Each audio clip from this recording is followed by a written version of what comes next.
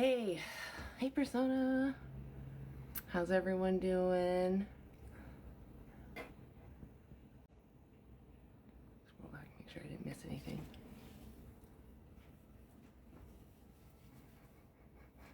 Got a new background. Although, I just realized it's all this stuff that they put at the top. I'm never quite sure where these things are in the image. Actually, you know what? I'm going to take a little screenshot so I see. Oops, that wasn't it. There we go. Okay. I'll use that as a reference later.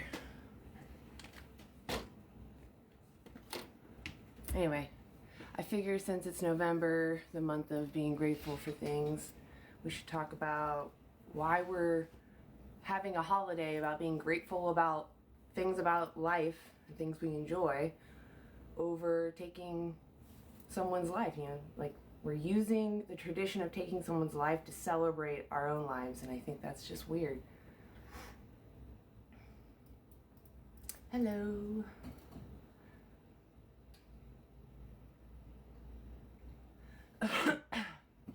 Yeah, it's fine. I'm just here to bring up a conversation. Why do we love one, but we feast on the other? What's the difference between these two individuals that makes it morally okay to stick something sharp in this one, but immoral to do that to this one? I've been vegan for 8 years. I saw a couple documentaries. I was with my partner, and he wasn't vegan either. And I kind of started, first I was a massage therapist, so I was learning about muscles, and I was watching stuff, documentaries about how to get healthy. And I remember, we were talking about the similarities between a turkey's body and a human's body, because it was around this time of year, excuse me. And that made me feel a little weird. And I had also come across this book called Skinny Bitch that was just about getting healthy, but it does have some stuff about the animal treatment in there. And so I went vegan for a month, and I lost a bunch of weight because I couldn't eat the junk food that I was eating. I had to eat healthy food. And then the person that had gone vegan with me was a friend, because I was living in Portland at the time. And she decided she wasn't going to be vegan anymore, and I decided I was going to at least be just vegetarian. I used to call myself a vegetarian with vegan tendencies, because I told myself I was only going to ever cook vegan. I would never cook with any non-vegan items ever again. But if I was out, I was going to allow myself to exploit animals in another fashion, even though I didn't. I just didn't understand that fully, what I was doing to the poor cows and the chickens. So it wasn't till later that I saw, it was like Cowspiracy and a couple other documentaries, like What the Health started it, and then Cowspiracy, and there's one other one I can't remember. It was something else about cows. I was like, I can't do this anymore. And funny enough, at the time, my partner had watched the movie with me, and we just at the same time were like, we're done here. Like, no more. So, and that was 8 years ago. Also, it is our 21st anniversary. Let's see, it's kind of embarrassing. We don't know. We don't really keep track because we're just not your typical kind of person. Oops.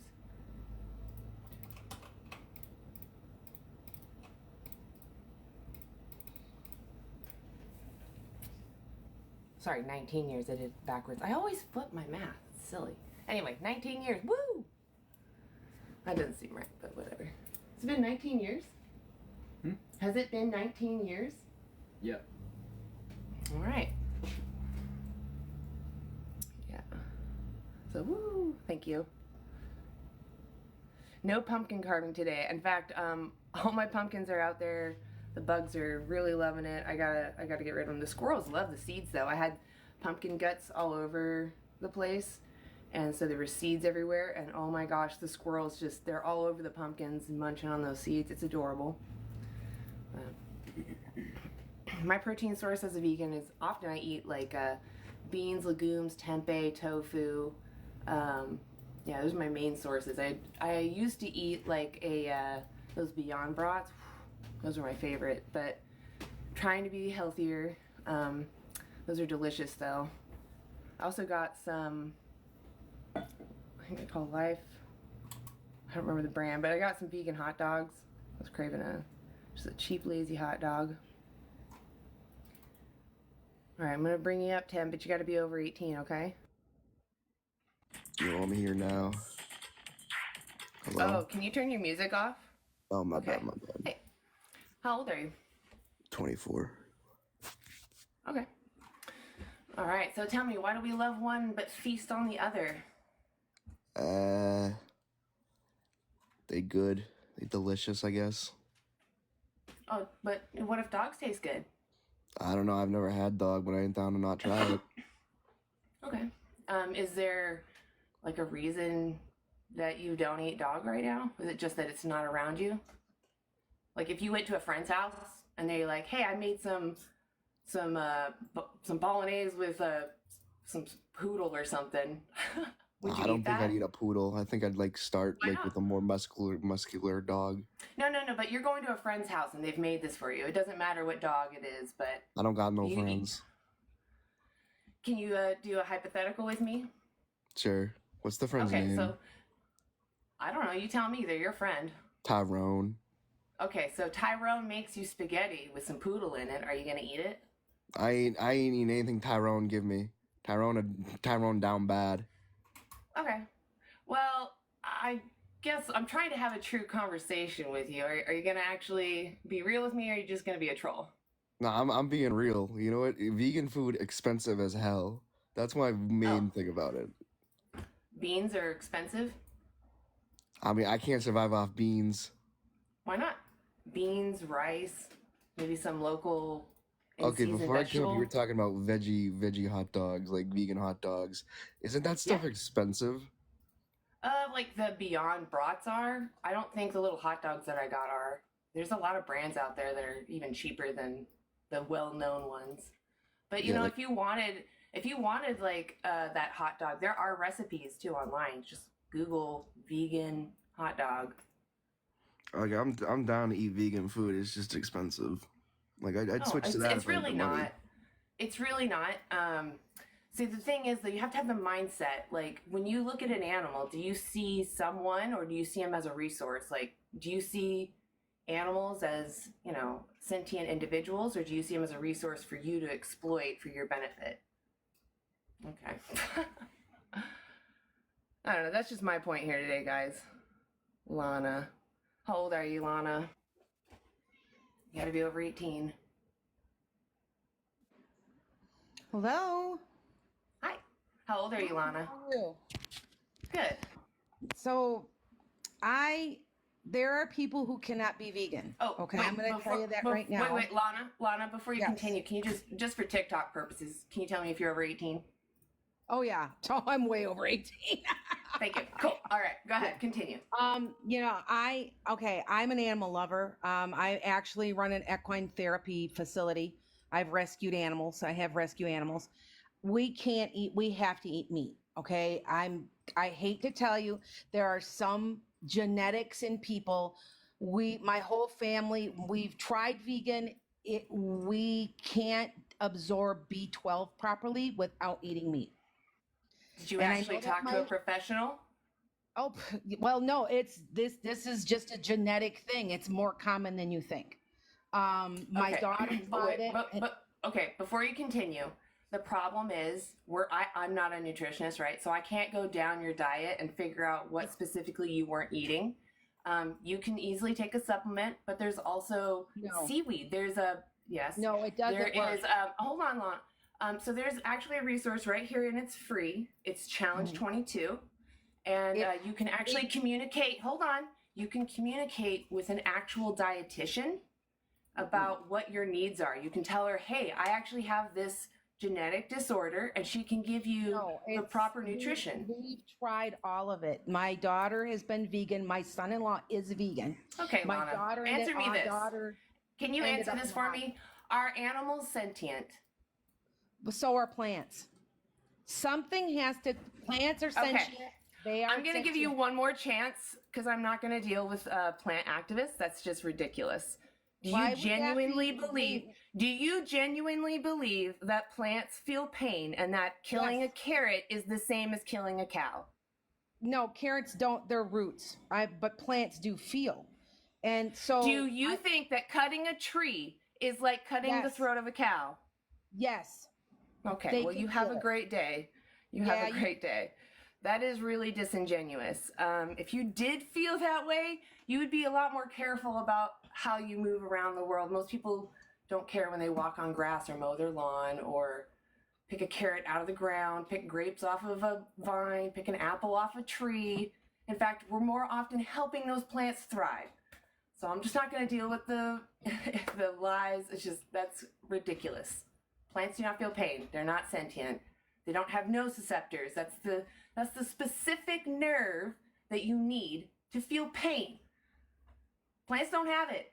They can send little electrical signals. Yeah, that's about it. They can communicate what's happening as a reaction to their environment. That is it. You know, the difference is animals make a preference of their experience. So maybe they experience something negative. They're going to think, do I like that or do I not like that? You know, it's subjective, right? Their opinion on what just happened to them. And so far we find they prefer to not feel pain. They prefer to live. Plants don't have a preference. They just carry on doing whatever their little mechanisms are set up to do. I just don't care for disingenuity. I don't want to deal with you. There's no moral difference between us and animals, but there is a moral difference between plants and animals. And B12 issues, you can be vegan. You can take a supplement. You can talk to this dietitian. There's a whole group. It's a team of them. And there's a support network to help you.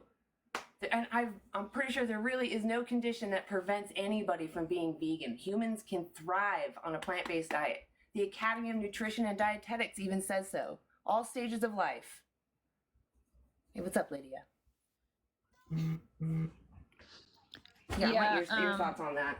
Yeah, she should look into talking to a dietitian because there are some people that can't absorb B12 properly from any food source or supplement source, and they usually have to get injections. So yeah, I know that there's solutions for them. Like there's, they can figure out something if they talk to a professional. Just calling it good and saying I can take someone's life without actually figuring out a solution. I don't know, I just feel like that's lazy. All right, let's see, Anthony. Got to be over 18. Hey, how old are you? 30. Okay. All right, so tell me, what justifies using animals that can't consent to their treatment? Or, why do we love one and feast on the other? You said, why can't we use animals? Yeah. So, like, for anything? Yeah. Okay. Just because it's simpler, can I go to the food topic? Sure. Okay. I just got done watching a video of a polar bear tearing the skin off of a seal while the seal was still alive. Okay. So other animals brutally disembowel and drag other animals across vast distances while they're still alive and eat them. Okay. Okay. Does that mean that you have to then use their moral code for your choices of what's right and wrong? Okay. No, that's not what I was saying. I was just saying, did that other animal consent? Well, no, they're not moral agents. Neither of them are moral agents. You are a moral agent. You know the constructs of morality. You know what's right and wrong. You know how to weigh things out. Animals don't always have that, or they're not always in the environment to be able to do that because they're in survival mode. Okay, so they can't have a moral concept of reality. They can. I just think that they're often in survival mode, which is like kind of fight or flight, right? I got to protect myself. So they're not always going to think, oh, I probably shouldn't harm this other animal. They're going to think, I'm hungry. I need to eat. I'm going to go eat that animal. So can you explain to me in what scenario has an animal ever chosen a moral concept? They've done, unfortunately, studies on mice, where mice have foregone getting a treat to save another mouse they saw in distress. Yeah, but how can you say... Roosters, for example, also, they found that when they're alone, they don't caw when there's like a predator flying above them. But if they know that there's other chickens around or another rooster, they will caw. They'll warn the other that there's a predator. Yeah, so but you can't clearly state that that's morality if that could be just instinct. And okay, that doesn't matter though. My point is, it doesn't matter if someone can't reciprocate morality at all. We have humans that can't reciprocate morality or even have logical thought. We still protect them. We don't exploit them. We find that immoral. And I'm saying the animals have the same qualifiers. They're a subject experiencing the world, and they have preferences. And most often we find those preferences involve living and not feeling suffering. So since we don't need to use them, it would be immoral to cause someone unnecessary suffering just for our pleasure. So when you use an example like humans that can't utilize morality, those would be outliers and exceptions to the rule. Well, right, that's my point though. We have these exceptions, right? Why do we make the exception for them? Because they're a subject experiencing the world. Even though their preferences may seem small to us, they still have them. I disagree. I think that because they're an exception, we help them because the rule is the humans do have a moral construct. And what is human but just a name that we gave ourselves? There's no moral difference between us and animals. We are animals. We are animals, but I'm also Christian, so I have dominion over all animals. Sure, there's actually a documentary that goes into those specific words like dominion. It means steward in the Bible, actually. So there's a documentary called Christspiracy. And it's not a conspiracy about Jesus, it's a conspiracy about how he lived his life. And has it been misconstrued? And I think you would be really interested in this documentary because if I believed in God, I'd be really upset if I'd been this manipulated. What, manipulated about what now? So some words have been misinterpreted, and then people take like the word dominion and think I can do whatever I want to this individual, when really the word was like steward, which usually means to take care of, not to use and exploit. Well, in Leviticus, it speaks of which animals you can eat and cannot eat. So by that, it's saying you can eat animals. In the Garden of Eden, was it not considered the most perfect creation? What? The Garden of Eden, was it not the most perfect creation that God had made? Sure. This is your religion. What do you mean, sure? I mean, but you don't know necessarily what the Garden of Eden was. During that time, gardens it says in there that you eat mountains. The fruits and the plants that come from seeds, seed-bearing fruit, vegetables and stuff. Never said milk the cow. There was no death in the Garden of Eden. That's fine, but we're not in the Garden of Eden anymore. So what happened for us to transition from the Garden of Eden to now? Was it sin? Was it the fall? So why are you trying to live like in the fall instead of living like God's perfect creation if truly your focus is your religion? Well, like I said, in Leviticus, he speaks of eating animals, so it is part of... See, you're referring to a time after the fall. Yeah, but okay, so if you're a Christian... So you're still saying, oh, he says it's okay, but I suggest you go watch the Christspiracy, okay? No, you're wrong, doesn't matter. Christianity means that you're a sinner. I don't care to argue with you about your religion. You can believe what you want. Let's say your God said that you can eat flesh. Do you have to eat flesh to be a Christian? Eating wouldn't have anything to do with your salvation. All right, so I can be vegan and Christian. I can be vegan and Christian. Yeah, so you're absolutely. making the choice to cause harm when you don't need to. And that's what I'm here to say. There's no reason for you to use animals. I understand your God says it's fine, but I'm also telling you these animals are sentient. They feel pain. They have preferences. Their preference is to live and not feel the blade of a knife in their throat or hands squeezing their udders or up their bum. Okay, then we can segue into like what is the importance of eating the animal? Why is that a part of the cycle? It And doesn't because matter. I don't care to talk about that. I'm telling you right now, we have evidence that humans can thrive on a plant-based diet. There is no reason to use animals. That's it. That's it. There's no pretzel turning. You don't need to twist yourself up and get into details of everything. Once you know the why, you'll figure out the how on your own. I don't need to hold your hand and talk to you I about all the disagree little with you. intricacies. I think eating Anthony, animals is a part of the do cycle. you think it's moral to use someone who cannot consent? It's not someone, it's something. Do you agree that they are having a subjective experience? I don't know. Okay, Anthony, you have a great day. I don't want to talk to people that are disingenuous. It's ridiculous. Animals are definitely sentient, which means they are experiencing the world and making preferences on things. If you can't accept that, then you don't accept science and you need to go educate yourself. I'm sorry. I'm not going to hold your hand. I'm just going to tell you the bare facts. That's all I can do. I'm not a professional. I want you to go look this stuff up. That's why I give you resources. So, I'm not your mom. I'm just here to tell you, you don't need to eat animals. Okay, Jason, come on up. And I would like to add real quick is people often refer to them as things and objects because they can't even recognize there is a victim. That is how much we have oppressed them that they're not even considered victims anymore. Yeah, that's also very infuriating. Like, to reduce, it's honestly, you can tell it's just a coping mechanism to deal with the separation. It has to be an it, otherwise it is immoral. All right, Jason, hey, what's up? How old are you? 39. Okay. Why do you love one but feast on the other?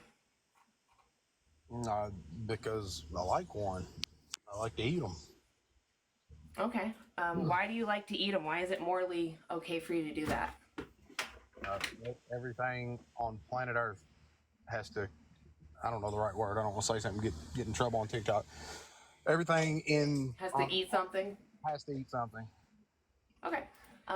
But do you agree or disagree that we can thrive on a plant-based diet? I'm sure you can. Okay. So if we can, then what is the point of even having the choice of hurting someone for taste pleasure? Like, isn't that immoral? We're not hurting someone or hurting an animal. Do you agree that an animal is having a subjective experience? I would assume they do. I can't. Okay. No more. Do you understand that means that they're making preferences? That they like things and they don't like things? Okay. Yeah. Do you agree that they don't like to suffer? Yes. Then why is it okay for you to make them suffer for your pleasure when it's unnecessary? For the same reason that every other animal in the animal kingdom eats what it wants. Okay, but those are not moral agents. You can weigh out right and wrong. But I don't have to. I don't I'm not, there's no. Okay, Jeffrey Dahmer didn't either, but it was still immoral that he took someone's life for his pleasure.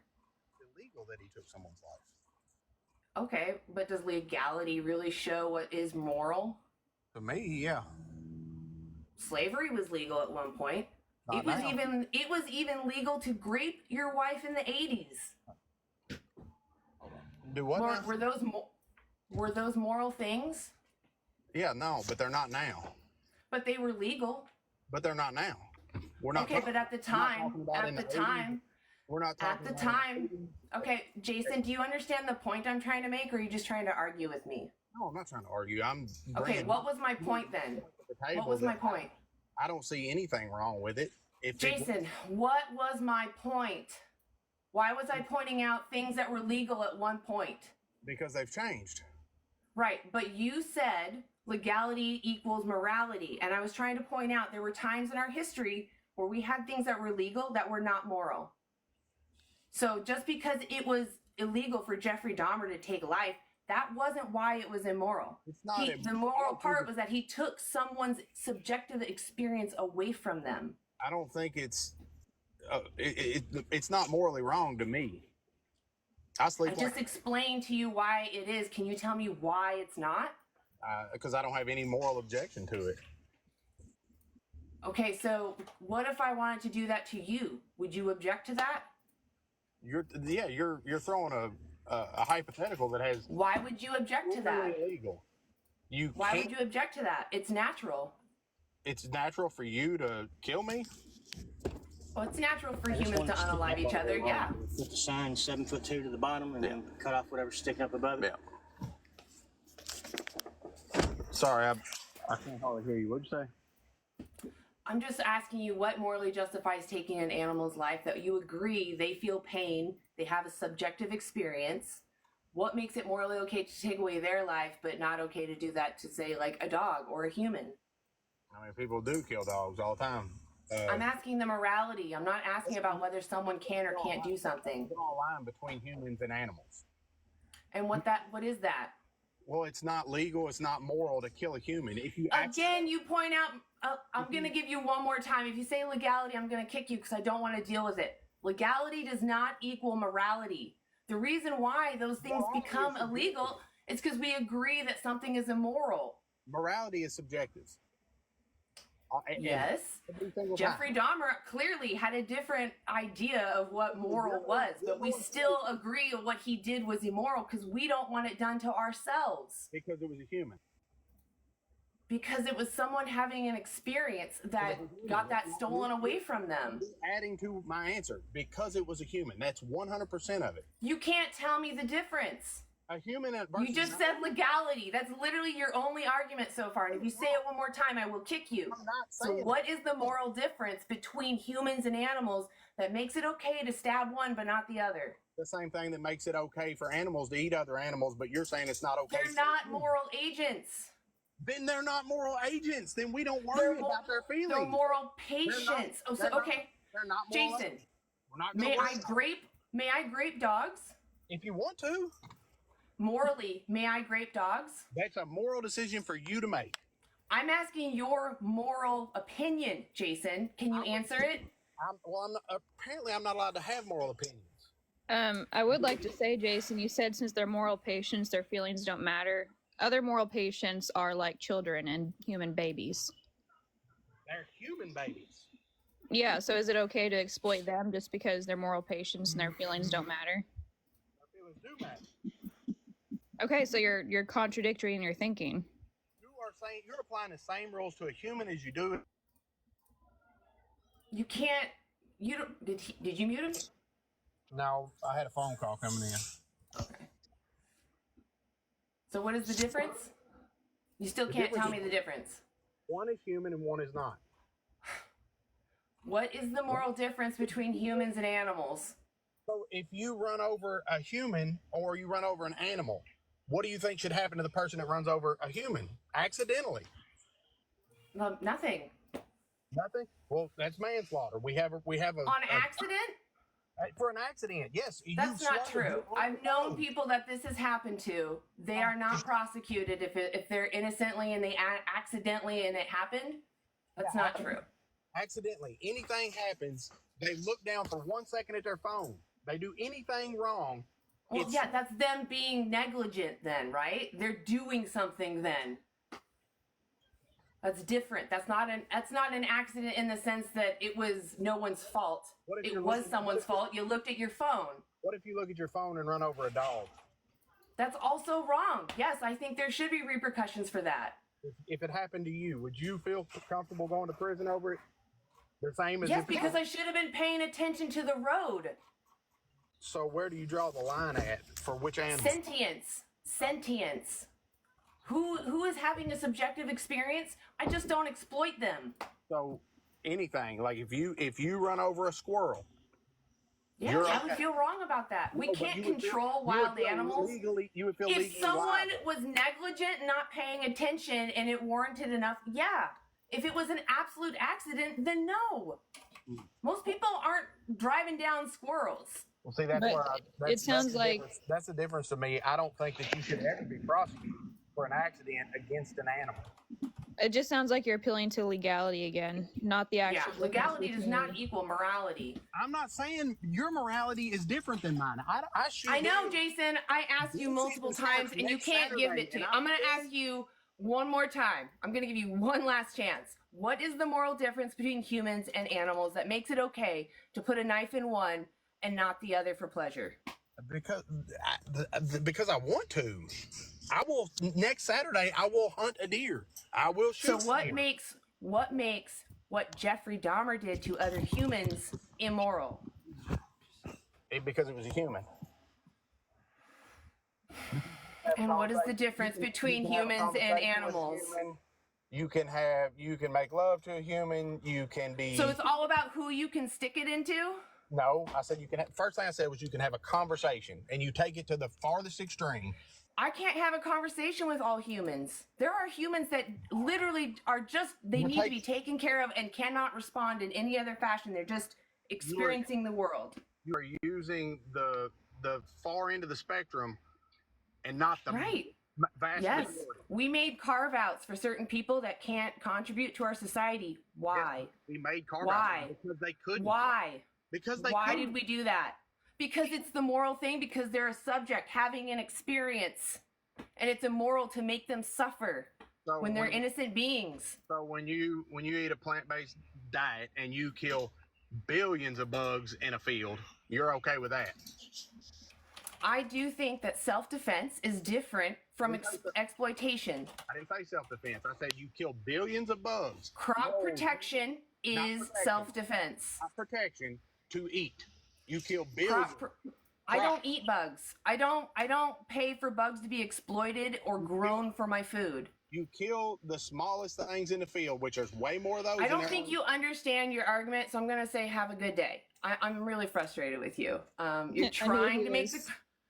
I knew he was going to slip into crop deaths. Yeah, so, I mean, where else could he go? He was already on his back foot. But, I mean, like, crop deaths, yes, we understand that the way that crops are processed, that needs to be improved. Yes, I don't disagree. Does it give you the excuse to go... No, it does not. It's such a bullshit excuse. Sorry, and if you making the argument are genuinely concerned about crop deaths, obviously most plants are fed to animals. You should go vegan anyways.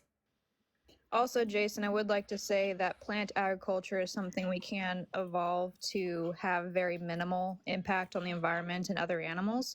Currently, industrial ag is necessary because we have to feed so many land animals that we're using for our purpose and our reasons.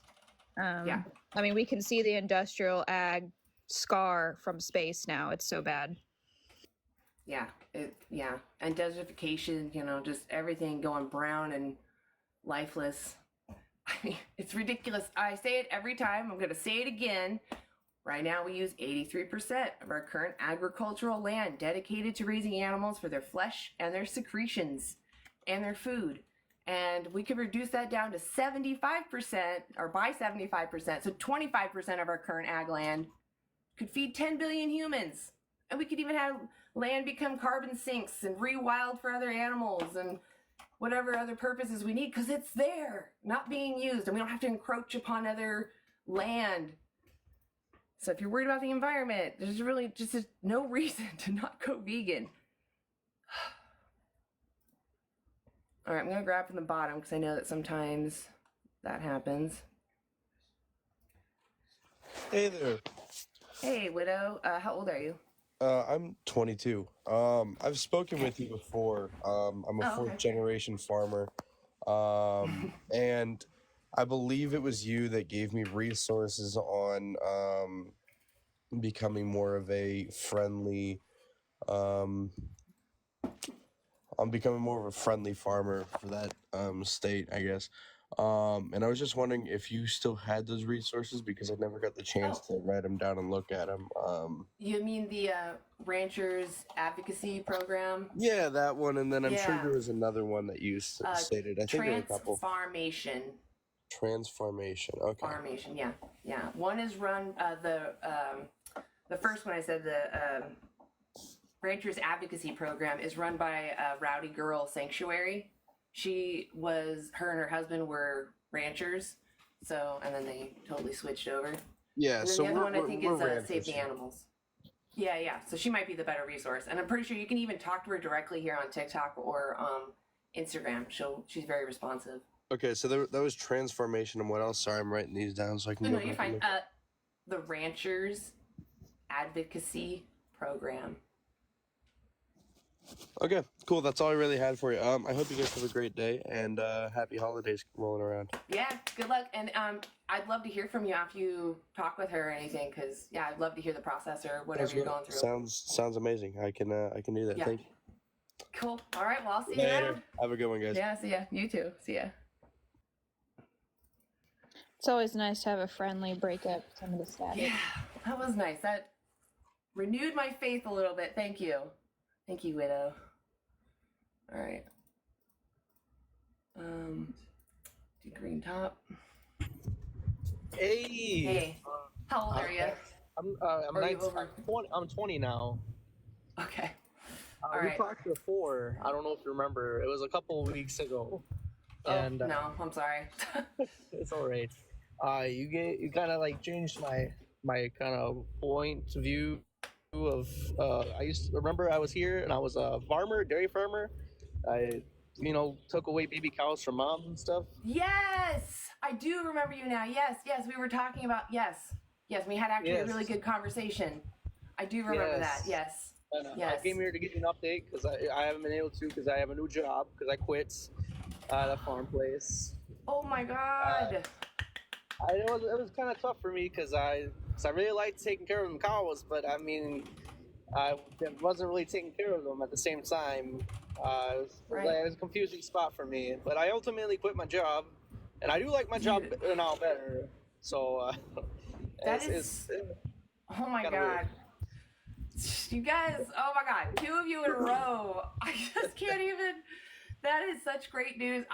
So my next question though is going to be, have you gone vegan yet? It's difficult, very difficult. I'm trying still. I'm not gonna give up on it, but I'm not gonna lie to you. It's definitely difficult. I'll go a few days and not eating meat, and then I don't know. It's a habit. I gotta break the habit. It's something I'm still not proud of. Did you watch the documentaries? Oh, this one, sorry. I haven't. I haven't had the chance to. That might be. It is hard to do it when you know what you're going into, but I just strongly suggest you just rip that Band-Aid off, because you just need to be aware. Even if you're going to continue to do this, you need to be aware of what you're contributing to. You know. Yes. But I'm really happy to hear about the career change. Thank you. Yes. It was, like I said, it was very difficult for me because I like to think that I take care of the animals better than most people, but it's not a spot that I really want to be at. And like I said, it's definitely weird for me still. Yeah. Especially switching up like that. But ultimately, what I'm doing now is way better than what I was doing before, and I feel a lot happier. I do miss the cows, but I'm not doing any good for them, and nor is anyone else there. So I ultimately left. Right. Right. Well, I guess maybe I want to give you some just advice, because I just want you to obviously move closer to the vegan thought process. And maybe since you care about those baby cows so much, the idea of them getting violently harmed to become meat for you, maybe that might fuel your choice to not purchase those things. No, it definitely does push. It definitely does push. It's just trying to get away from meat itself. It's everywhere, and I look at it like, oh my goodness, I want it, and I'm like, oh my goodness, I got to get away from it, and then I'll do. Well, so it could be that you're just viewing it as a thing, right? It's just this food that you are trying to abstain from, so it makes you want it more. Yes. So what you need to do is tell yourself what that really is, and that's why I suggest that documentary. So I don't know, just go watch. I just really urge you to watch it, and I think that'll push you. That'll be, and if it's not, come back and talk to me. Yes, absolutely. I have a lot of free time today. I just got to work early, so I was able to get on here. But I will look at the challenge. Yeah, challenge 22 it's called. Yes. Wait, no. Challenge 22. Both of those are great. This is to talk to a dietitian if you want to make sure you get all your nutrition, or maybe you just don't know where to start on how to eat. And they also give you a support group. So there's a Discord group that you join, and it's other people that are just trying out or just experiencing vegan for the first time. So you're with a group of others, and that might also be a solution for you too. Challenge 22 is great, but Dominion is the documentary. Dominion. Okay, I'm gonna have to. You can take a screenshot. Yes. Okay, that's a good idea. Bam. Where is it at? I don't see it. Is it in Oh, the it's right here. words? It's at Okay. the title's right there. Cows. Yeah. Okay, Yeah. there it is. Okay, I didn't see it. I was like, "Where's the Dominion or whatever the?" It does but kind of blend in, yes, I guess, huh? Yeah. yes, it does. Not gonna lie, it does. Well, I appreciate Okay. this. I figured I give you a fair updates. I'm no liar. It's definitely a strong thing on me still. But Oh yeah, I remember our hopefully conversation. I remember you talking about the calves and that you enjoyed being with them, and you did feel, bad for them being separated. And we talked about, what the moms have to go through, that, they're raped and then their babies are stolen, as, that's where your job came in. And, yeah. And then the moms, I'm sure cows can live to be 25, and they're often the they dairy. live for a very long time. Yes. Yeah. And the dairy cows are often sent to slaughter about 4 to 6 years old. Yes, actually, yes. And as soon as so where I used to run was we only do milk. So the boys that moms would produce, as soon as they're born and 2 days old, they're sent to slaughter farms immediately, no Yeah. questions. Yeah. They're sold immediately for like $200. Yeah. There are some farms that don't even bother with that. They just kill the males immediately. Just because it's too much wherever they are. I don't know what their resources are, but it's pretty common for that to happen too. Yes, and I don't know. I know the law here in where I'm at is that farmers are not allowed to kill. They're not allowed to kill their own animals. There used to be before. If a cow got hurt, you're allowed to euthanize it yourself. It's not allowed no more in the state I'm in. You have to call you have to call these vet people, and they have to euthanize the animal because especially with us being with milk, they have to look at why that animal died. Is it due to their milk? Is it due to it's a lot of things and a bunch of excuses of why these creatures die, and and stuff like that. But yes, it's pretty interesting about that stuff. But yeah, enough of that. Yeah. Yeah. Well, I'm glad that you made the switch. That is fantastic news for your job. And yeah, maybe just watching that documentary would be that final push. Yes. Is it on YouTube? Yeah, it's free. Yep, on YouTube. Oh, really? Okay, cool. Yeah. Oh, I didn't. I usually have a YouTube icon on there. I didn't put it on there. Well. Well, that makes it's on YouTube. I didn't want to really search for it on a computer. I like to use my TV. I'll just use it on my TV today. Then all right, Perfect. yes, I'll for sure do that today. Thank you for chatting with me, and I'll give you an update as soon as I can, I guess. Cool. I really appreciate you coming up, man. It was really great to talk to you again. And Yes, you really did fill me with more hope for this world. Thank you. Yes, I really do want you guys to continue this. It does change people's mind. It changed mine, and I'm a strong hunter, fisher. I still fish. I love fishing still, but I don't know if I don't think I'm hunting. I don't think I'm going to go hunting. Fishing. That's good news too. That's gonna be. They talk about fish too. They talk about fish on there too. So this movie may challenge a lot of your paradigms. So just be prepared. Yes. It's just fishing is just such a tricky thought because, man, it's selfish. It is selfish. It's all about pleasure when it comes to fishing. It's nothing like it's pure pleasure. Catching a fish and releasing it. It is selfish. I'm not gonna lie about that. I mean, imagine if it was a dog, right? Because we found that fish are sentient and they feel pain, and to handle them also stresses them out. So, yes, it does. If someone was to take a dog and just shake it underwater for a minute and then, pull it out, that would still be viewed as cruel. I think for me, it's just, I'm still seeing it as like a fun activity, and, catching a fish is a trophy. It's a good thing. It's not. I know that. Have you ever? I don't know why. Have you ever done vegan or heard of vegan fishing? No, I've never heard of that. That sounds so cool, though. I'm really interested in that. They get these really big magnets that are very strong, and then they just kind of drive around the boat and look for whatever they can pick up, because people drop all kinds of stuff out of their boats. So you're like fishing for fishing. Yeah, exactly. That's actually not a bad idea, because you're also helping their environment too. That too, yeah. You're cleaning it up. Yep. Yes. So that's something to consider. That might be a practice that I'll take a look into that practice. I'll bring a magnet when I go fishing next. Honestly, every time I see it, I'm like, I want to go do it. I see people walking outside doing that magnet thing, and I don't know. Yeah, there's a part of you like, I want to know what they find. What are you getting? Yes. Yeah, maybe Yeah. I'll take a magnet with me next time. I will do that. I'll have to try Right. that out. Maybe it might be a little help away from fishing. As you can see from my Yeah. profile, I still am a very active fisher. I love fish. I do see that. Yeah, that's why I was like, I feel like your picture was different last. Is this the same picture? Yeah, actually, it was. Oh, okay. It was. Okay. It's, Yeah, it's still my for some pride reason I choice. didn't recognize it. There was a 5-pound smallmouth that I caught out in a Crystal Lake. I was like, oh man. Yeah. Vegan was like, one thing you should do is change that profile picture. I'm like, hey, I like fishing still. Yeah. But Well, I it could be would that do they're just so alien. We don't really hear their pain.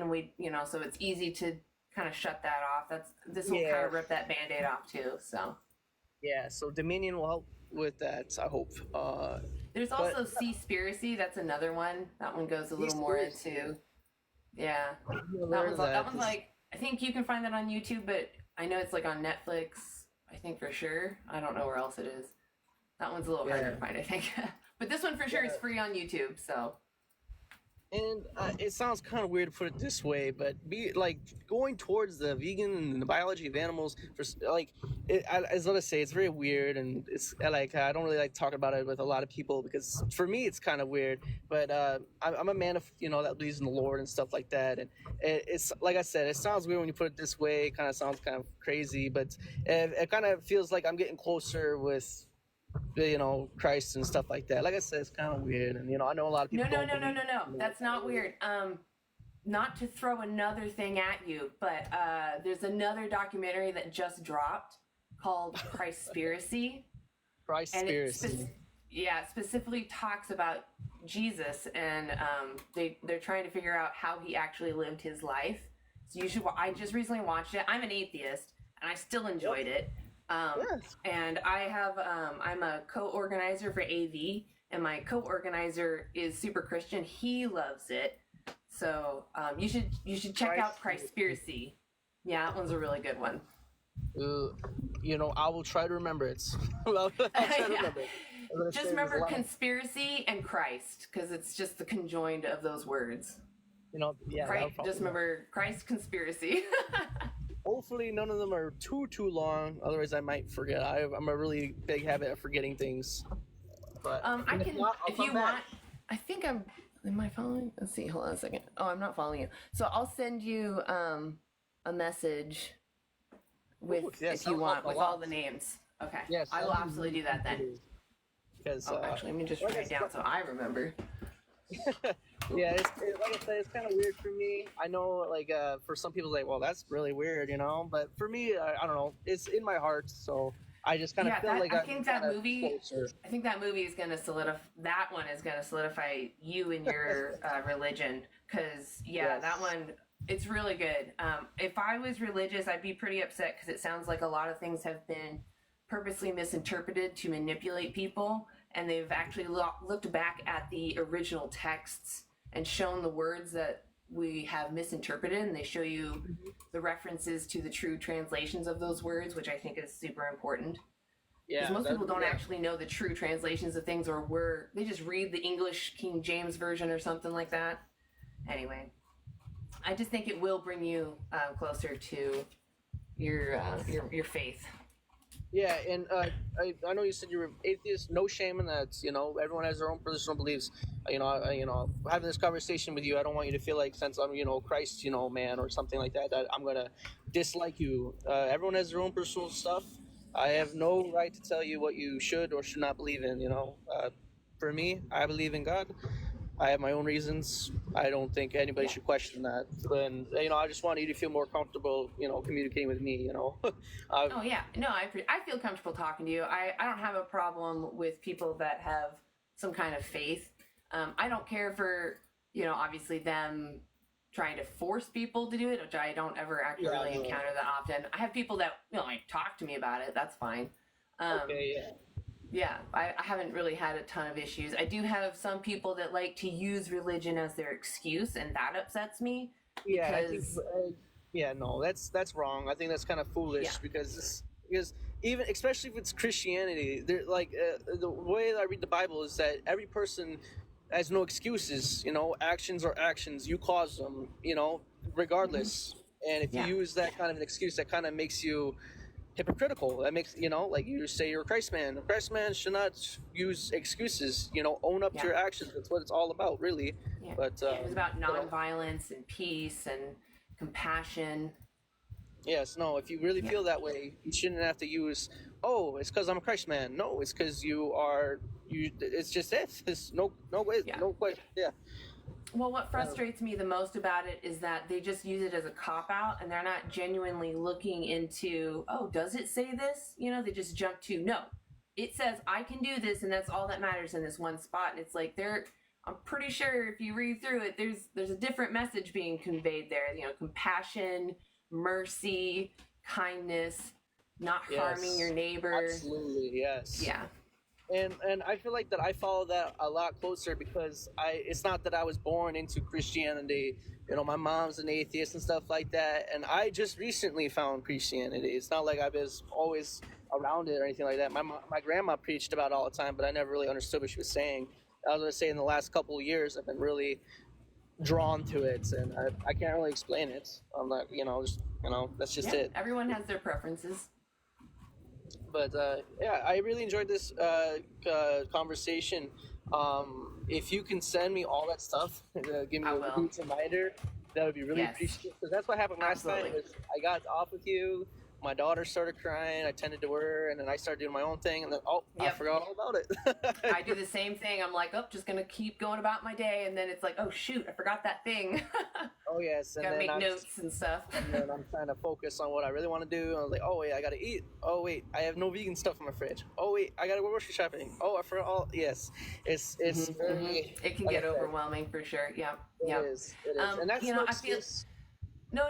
And again, it just comes from, fully grasping the why. And as I've said, so I'm so sorry, but the Dominion, it really will answer a lot of these struggles that you're having. I feel like it's going to be more black and white on what's going on. I'm a very black and white person. I'm mostly straightforward. So that'd be very, very nice. Yeah, absolutely.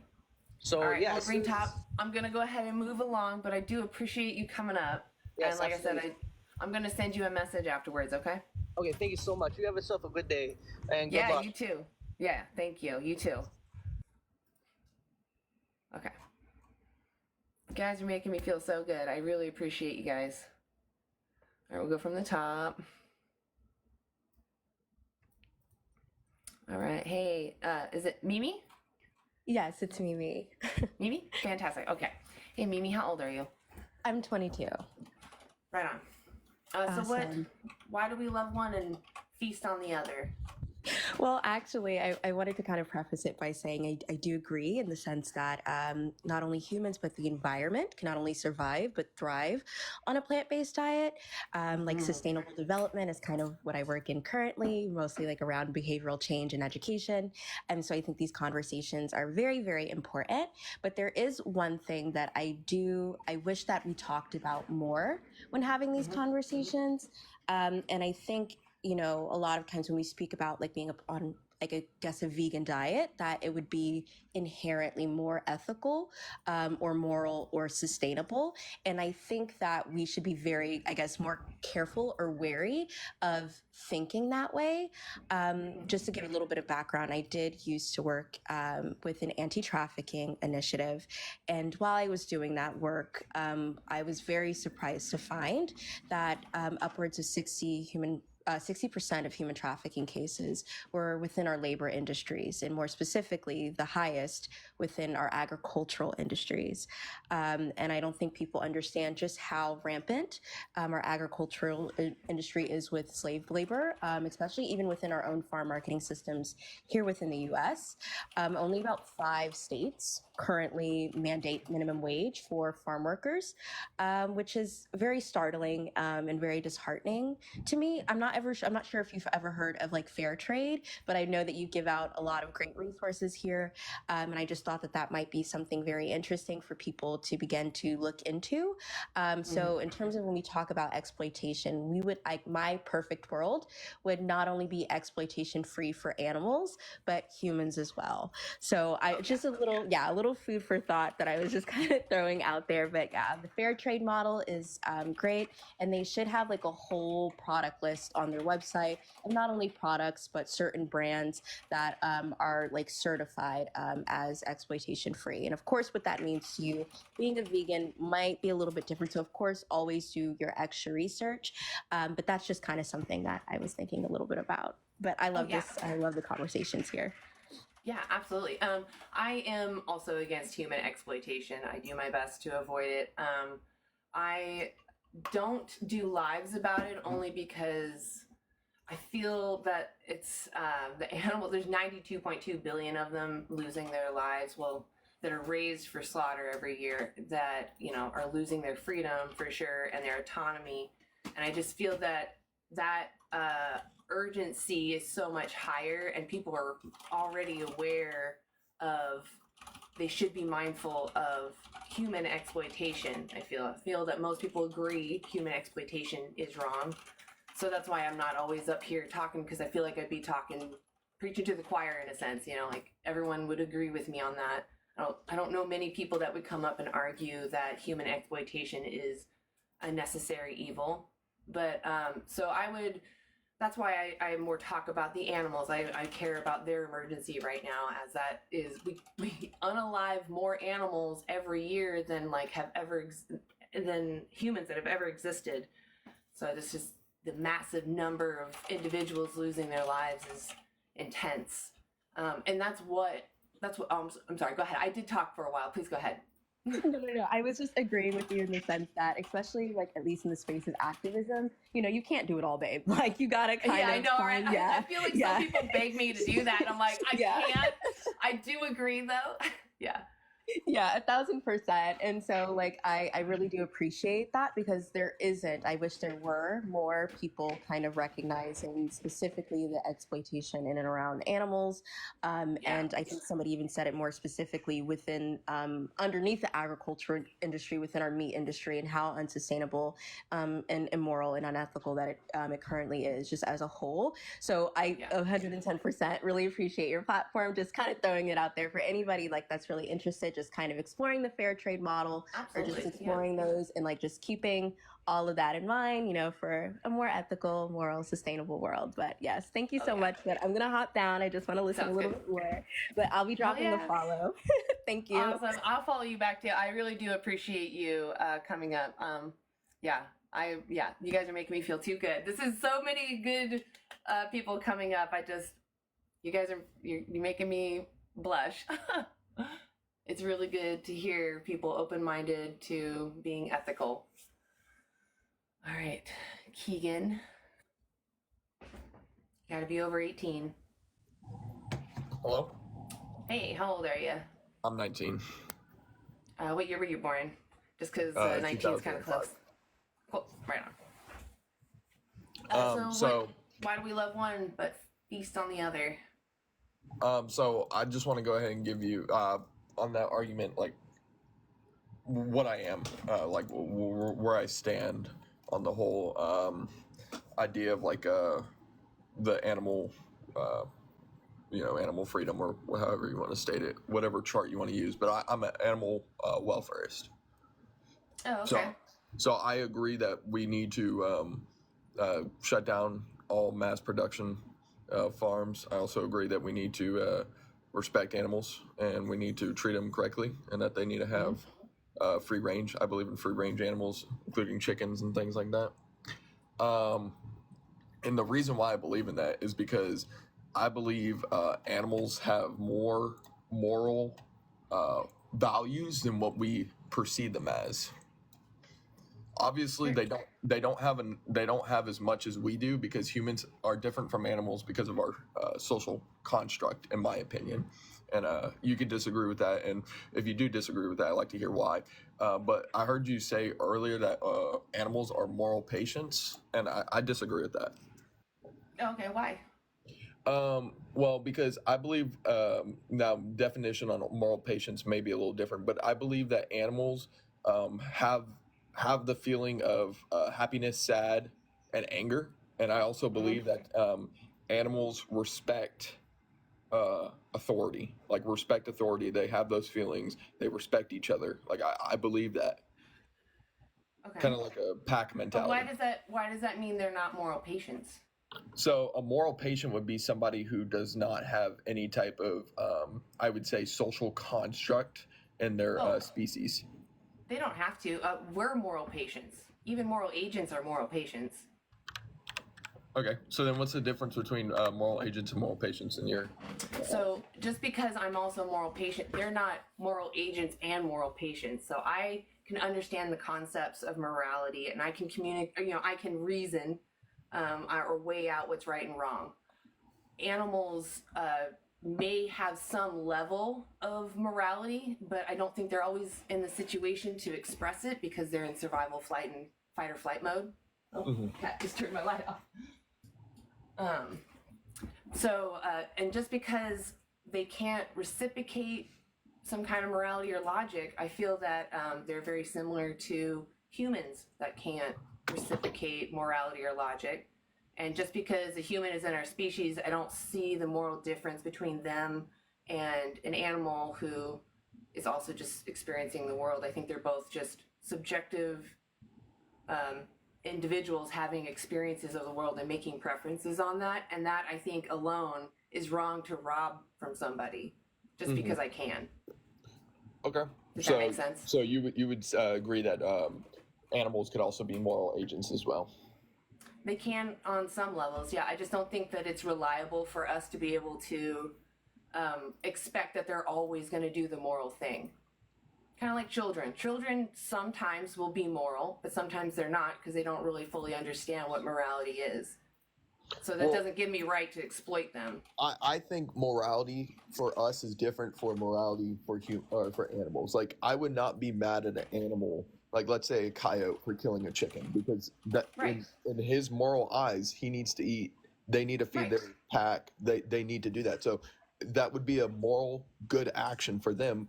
But if we were to do it, that may be a moral bad action for us. So I believe that the moral constructs of us and animals are different. I feel like I don't know if I would say that it's moral that the animals are eating each other. I would say that it's just, it happens because they're in survival mode. When if a human was in survival mode, they're like on a deserted island or something, it's justifiable for them to even eat a human baby, right? Like you could justify eating anything in survival mode. That's why I don't really hold animals to the same, like, they just don't even have the same opportunities to consider what's moral and what's not. So I genuinely don't know about what their morality is. I just know that they're a subject having an experience and making preferences on that. And we find that their preferences are to continue living and to not be exploited and used. So I just don't see the reason why to do it. Okay. Yeah, I mean, I agree with you. I originally thought that you just thought that all animals were just moral patients, and I was like, oh, I disagree with that. So, I do think they have moral agency on some level. I just think that it's hard to know since they're always in fight or flight mode. They're just always in, I gotta survive my environment and watch for predators. Yeah. Okay. And then my next question would be: are you for the extinction of all domesticated animals? Yeah. You are. But the way we go about it is important. I don't want them to just be unalived, although that's probably the direction that things will go because everyone will gradually decrease their demand. But yeah, I would prefer if we could stop having them procreate and just take care of them for the rest of their natural lives, and then that's it. So you would be for the removal of reproduction organs in these animals? I don't know if it needs to be drastic like surgery. We can give them, like pills or a shot, or we can just separate them. Okay. Yeah, so, I mean, me personally, I just disagree with that because I don't believe in the extinction of any type of animals because I personally love animals. I mean, we don't So my opinion isn't necessarily going to be what happens, right? I'm one individual. I don't know how all vegans feel about that. I'm sure that they don't want harm to come across the animals. It is possible that these animals could live on some kind of a sanctuary. I just think that it's immoral to make these animals continue existing because we've literally Frankensteined them. We've made them overproduce fluids and their other secretions and their flesh. Like, their body is cruelty. We've bred, oh, I'm really sorry, that was so loud. We've bred the cruelty into their bodies. You know, like some chickens can't even stand up because their body is grown too fast for their bones. Or turkeys, they can't even naturally mate anymore because their bodies are so big. Yeah, the broad chickens. Go ahead. Broad-breasted whites. I know which ones you're talking about. Yeah. What was I gonna say? Can't remember the other animals. There's a lot. Like cows overproduce. We can't even let them into the wild. We would be literally perpetuating a pet animal, which means we're breeding somebody into existence who has to be reliant on humans to survive.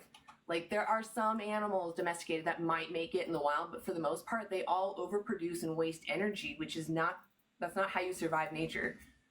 Mm-hmm. So I just think it'd be cruel to keep breeding somebody that has to live off of you. You know, that's not fair. Okay. Yeah, but I guess the reason I disagree with that is I'm against using animals for things such as like things that would hurt them, like the things that they would suffer from. I'm against animal suffering, but I'm not against. Well, there's no suffering in non-existence. But the suffering would come from the point to get. But they wouldn't exist. They just wouldn't exist. We just wouldn't let them exist anymore. Like, they would, the ones that are here, we take care of. We give them the best life they can have. But we just don't let any more come into existence. No suffering at all. I feel like that would be that'd be. I know it sounds scary and drastic. I know it sounds scary and drastic, but think about somebody that just doesn't have a kid, right? Mm-hmm. Is that potential person that they didn't have suffering? It would be more like, let me put it in a perspective. It'd be more like somebody that wants to have a kid, because we can agree that most animals want to procreate. That's a natural. I don't even think animals actually understand what they want, because they're similar to like children. And I don't know if you know, but humans need to be taught about reproductive systems and how they work, that doing it leads to babies. In fact, I have a funny story, actually. My great aunt, when she was a teenager, my grandma told me the story, bursted into the bedroom and was like, "Can you get pregnant from kissing someone?" Mm-hmm. She's a human, right? You would think that humans were so intelligent, right? We should just know that. So I don't think animals truly understand. They have urges. I don't think they go, "Oh, I really want to have a baby." Well, I feel like over time, over evolution, it's provided evidence that in order for species to survive, they must procreate. They just have an urge to have sex. They just have this urge to mate. Mm-hmm. I don't think they actually fully understand, I'm going to have a baby. They just start to feel the system coming in. Oh, there's something here, and then instincts are kicking and hormones are flying. Yeah, and then once they do have the baby, I feel like if they didn't know what they were having, that they wouldn't take care of it. There's instincts, right? They're maternal. They do care about their babies. I just don't think that there's this, I'm going to mate and then have a baby. Mm-hmm. Maybe some wild animals do think this is going to lead to this because they've done it before. But I don't think that cows think I need to keep having babies in order to keep producing my species. I think that they just have instincts to mate. Okay. Yeah, I mean, I don't think there's any evidence for or against that, so I would just simply disagree with that. That too. I just don't think it's responsible to allow them to keep having, like I said, these individuals that will have to be reliant on humans. Mm-hmm. And if there's no human to take care of them, there's a chance they're not going to make it. They overproduce things, So, I also don't believe that we should end end a species' existence because they're reliant on humans to take care of them. And the reason is because we have humans in this world that rely on other humans to take care of them in order for them to survive, and for us to be like, yeah, your existence is shouldn't be. Okay, I'll put it this way: why don't we let incestuous people have kids? Why do we have laws against incestuous people having children with each other? Like, why can't a dad have a baby with his daughter? Well, that's in my eyes immoral, and I believe in. But she really wants to have it. She really well, that still doesn't make it moral. If you really want to have something. Why? Because that's your father. That's not what's wrong. What's immoral is that the life could be messed up and have to be reliant on somebody else. There's a good chance they're not going to be normal. There's a lot of deformities that happen from that. That's why it's immoral. And that's how I feel about domesticated animals. We've done something freakish to them, and now we're going to perpetuate that. We're going to allow more to be bred in just because they, quote unquote, want to have a baby. So yeah, I once again that's a characteristic of inbreeding, but it's still something I mean, we kind of inbred them anyway, right? That's what selective breeding is. I don't think that's the main reason why inbreeding or what if they're adults? I don't think there is a situation where this happened, where a father met up. They were separated for a long time, daughter and father, and then they met later in life, and they had a child, and they were told not to have a child again. Okay. The father would go to jail, but they're adults, so she was in her 30s or something. Once again, the reason why I think that's immoral is because it's your own father, it's your own. Why? Why is that immoral? Why is that immoral? That's immoral because that's just a standard that us humans hold. What if she didn't grow up around him at all? She met him and thought he was a stranger. We have such a social construct. And yeah, see, Keegan, you don't understand. You're really twisting into a pretzel. The immorality is them having children. The law doesn't say they can't be together. In some states, they just can't procreate. In some states, it is illegal to marry your cousin. They can be together, though. Maybe they're not married, but they can live together. The government won't stop them. And I think that's wrong. Well, yeah, but you can't tell me why. You're just turning towards legality, which I hope you were here earlier. Legality does not equal morality. Yeah, I heard about legality, but what you're trying to say is the only reason why dating your dad is wrong is because procreation. And I 100% disagree with that. I feel like that's a. I know it feels icky, but I don't disagree with you. It sounds icky, but that's just our cultural preferences, right? There are other cultures that feel differently about this. So just because you were told from your culture that it's icky doesn't mean that it's immoral. I don't think I was told from my culture to understand that. Just like how we You were though. I just told you there are cultures that they're okay with this. And I don't think that's okay. There's also cultures that believe that they should procreate with children, and I don't think that's okay either. Yeah, right. Yeah, culture does not justify. I do agree with that. But if there's two consenting people, what is the immorality? The immorality, huh? So if somebody consented for me to kill them and I killed them, what's the immorality about me killing them? Oh, if they consented to it, that's different. Well, yeah, but what's the immorality of me killing them? I don't think there's immorality if they consented to it.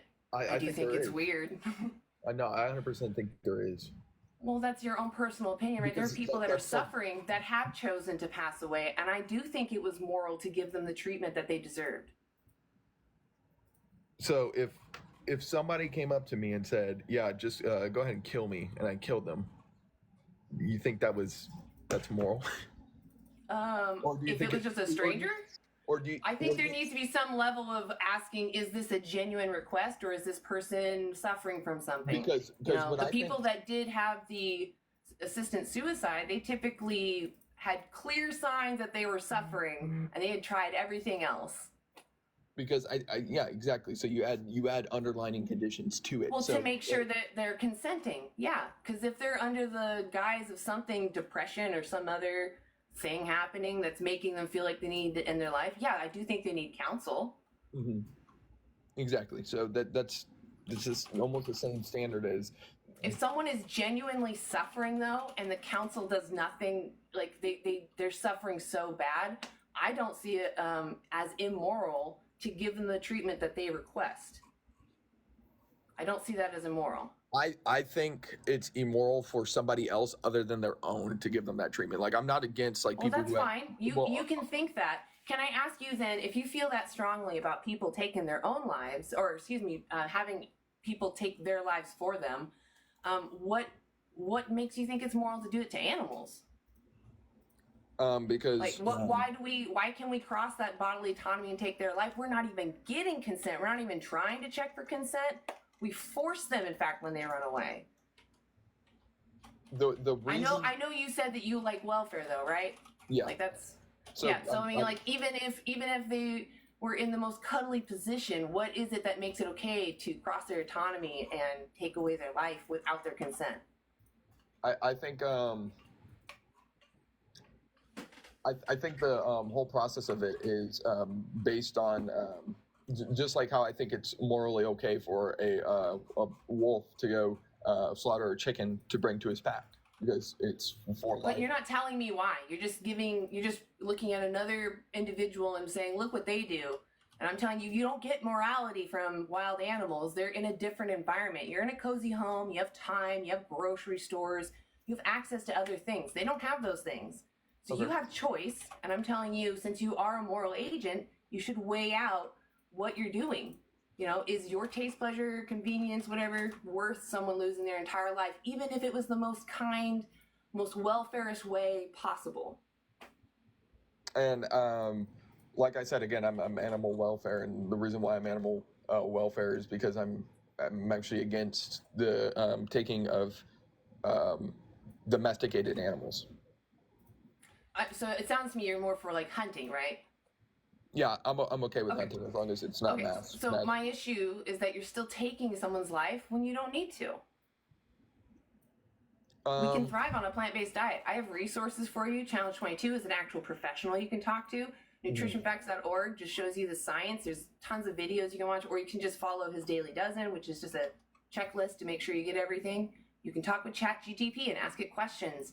I actually recommend people ask ChatGPT to make a meal plan for them based off of what they have available, and then compare that, put it into Cronometer, which is a free app that tells you the full deep dive nutrition of anything you eat. Like an apple, it'll give you all the minerals that you'll get out of any specific apple, like Fuji or whatever. You know, like it's a huge database of food. So all of these resources, if you want to know about your nutrition, I have access to those. Okay. And so you know, I guess why do you hunt then? Okay, so this is I don't believe in random hunting, and this is why.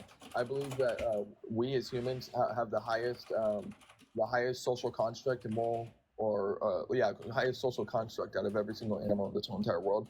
And I believe since we have that social construct, and we're on every part of the planet, mostly every part of the planet, that we hold a sense that we have to play. I like to call it the act of God. We have to we've done things to ruin the environment. We obviously know we have introduced species into certain environments that should not be in that environment. Now, is it when we talk about it on a basis of like let me use the example of hogs. Is it okay for us to kill a hog? And I would say yes and no.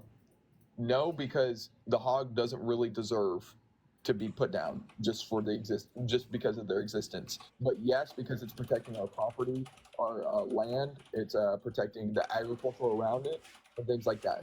That's what I. Okay, but the thing is, you're just jumping to taking their life. There are other options you can look at, like Norvac. You can give them birth control so that they reduce their population. You know, you don't have to take their life. There's other options, and there's no reason to hunt.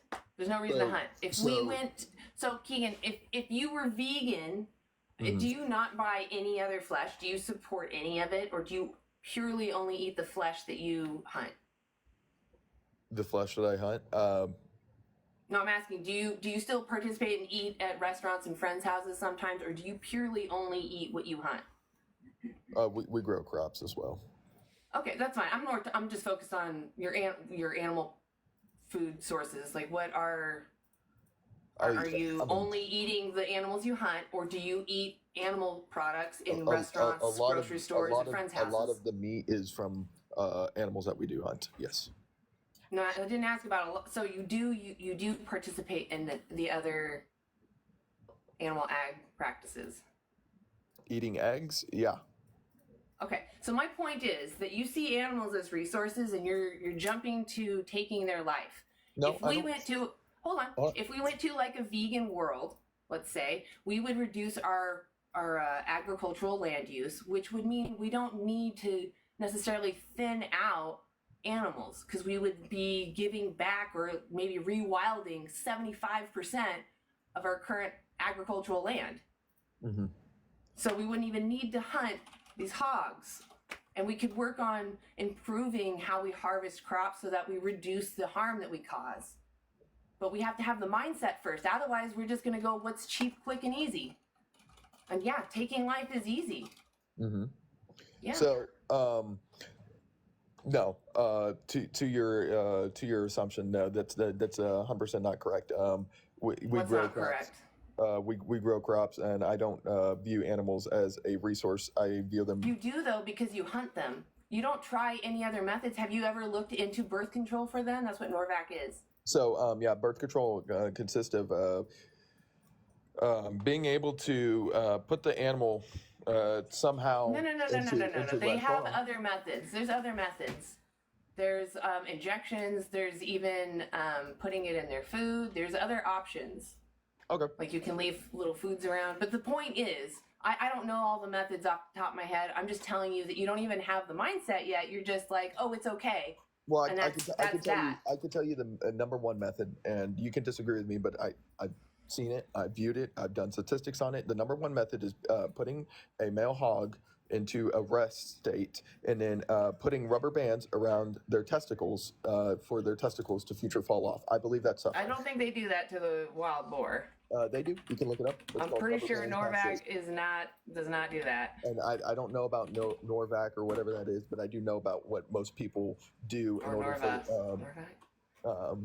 for hogs to stop reproducing. I mean, have you ever looked up hog birth control? No, I've never looked up hog birth control. It looks like there's medications. There's contraceptive bait. And do you know which is what they do? Do you know what those medications, like the side effects of those medications? Not death. Well, death doesn't always have to be. You could still suffer. That's the ultimate ending. Yeah, that's pretty serious. You're telling me that giving someone birth control is worse than you taking their entire existence. They don't even get to have an experience anymore when you take their life. Well, technically, when you're putting them to extinct, you're taking their entire existence. So I'm not. I'm letting them live out the rest of their lives. But they will still end up dying, correct? Of course, everybody dies, but that doesn't give me the right to take their life from them early, unless they're extremely suffering. Okay. I would agree. Yeah. Okay, so that's why I'm saying your hunting is unnecessary. You don't need to do it.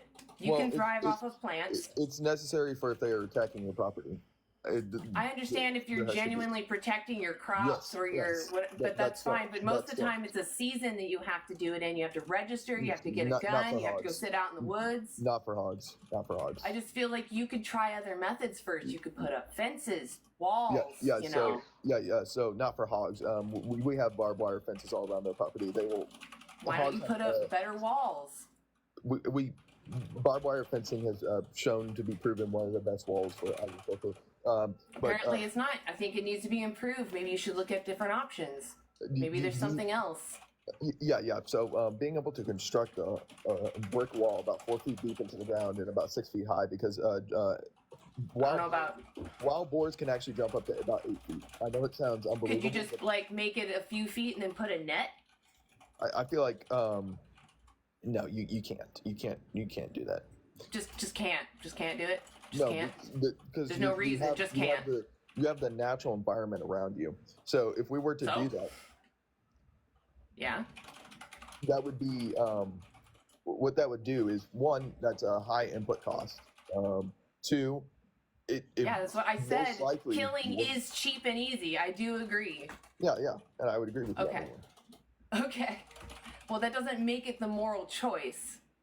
I'm telling you what you do is immoral. I hear why you're doing it, but it's still immoral and unnecessary. I don't agree it's the most moral choice, but it's the easiest and the cheapest. Yeah, but you're not even trying to improve anything. You're literally just accepting it, and that's that. You know, you're not considering, hey, I don't want to harm these animals. I don't want to harm hogs, because there's a subject and they're experiencing the world. So I understand that they create an inconvenience for you, but you should be considerate of their experiences as well in your decisions. So when you take one hog's life, and we're very picky on what hog we take. We don't take females. We don't Doesn't take. matter. It matters what happens to that individual. Okay, but whenever you take a hog's life, they will not come back for about 6 months. To that region, to that area. Okay, yeah, they're terrified. Again, I understand that taking life is cheap and easy, but it's immoral, and you should be improving your methods. And I agree with you on that one, but I also believe it's more immoral to put rubber bands around the testicles of a. I never said that. I never said that. I know, but I never said that. I told you they can put it in their food. Yeah, you don't need to touch them. You're talking about birth control, but. Yeah, I just told you you can put it in their food. You don't need to put rubber bands on anyone's genitals. So how would we put it in their food if we're not feeding them? Just hang bait around. Just put something around. They'll eat things. If it's something that's typically in their diet, they'll eat it. And so if this birth control is effective, is there any studies on how effective this birth control is?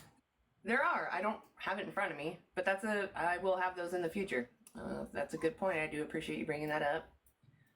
But there are studies, specifically that brand. I'm pretty sure it's Norvac. I still can't find it. Nordac. Can one of the vegans tell me the name of that birth control? It's for deer and for hogs.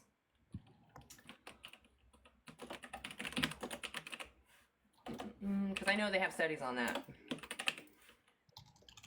So for deer, you can actually run deer off without having to kill them, and we do that. Okay, that's fine. Yeah, that's another option. You know, I don't have a problem with that. I just don't think that we should just jump to taking their life because it's convenient and cheap. You know, so I think that's wrong. It would be cheap to blow people up that are annoying to our country, but that's immoral, right? Like, I know that countries do that, but we still find it immoral. We shouldn't do that. Humans are like the most destructive. They multiply the most, but we don't do it to humans. And then, okay, so hogs are one thing, and I'm going to continue on the topic, but what about other invasive species like the pythons? Well, I mean, it's such a fringe topic because they are there most of the time because we're using so much land to feed and raise animals to be used. So if we'd stop doing that, we would reduce our land use and we won't probably need to fight off for territory anymore because we won't be competing as much. We would give back 75% of our cropland, or excuse me, our agricultural land. So you don't think animals would adjust to that change like they won't? Because I believe that since where I'm at right now, since we have so much farmland and agricultural land and less wooded areas, that the hog population has actually gone down. But if you were to introduce more wooded areas and things like that, the hog population would increase. So what? That means that the few farms that they do have, if there's more hogs, they're more competing for food. So the few. Why would they compete for food? We've just given them back a bunch of land. You do realize hogs already are competing for food. That's why they come onto. You're not listening. Properties. What did I say? What did I say about plant-based diets in the globe? That it will, what did I say about our agricultural land? I mean, that 75% of it will be reduced, and that we can give 75% of the land back. That doesn't mean just because you have land doesn't mean it produces food for these hogs. we're raising. What are you talking about?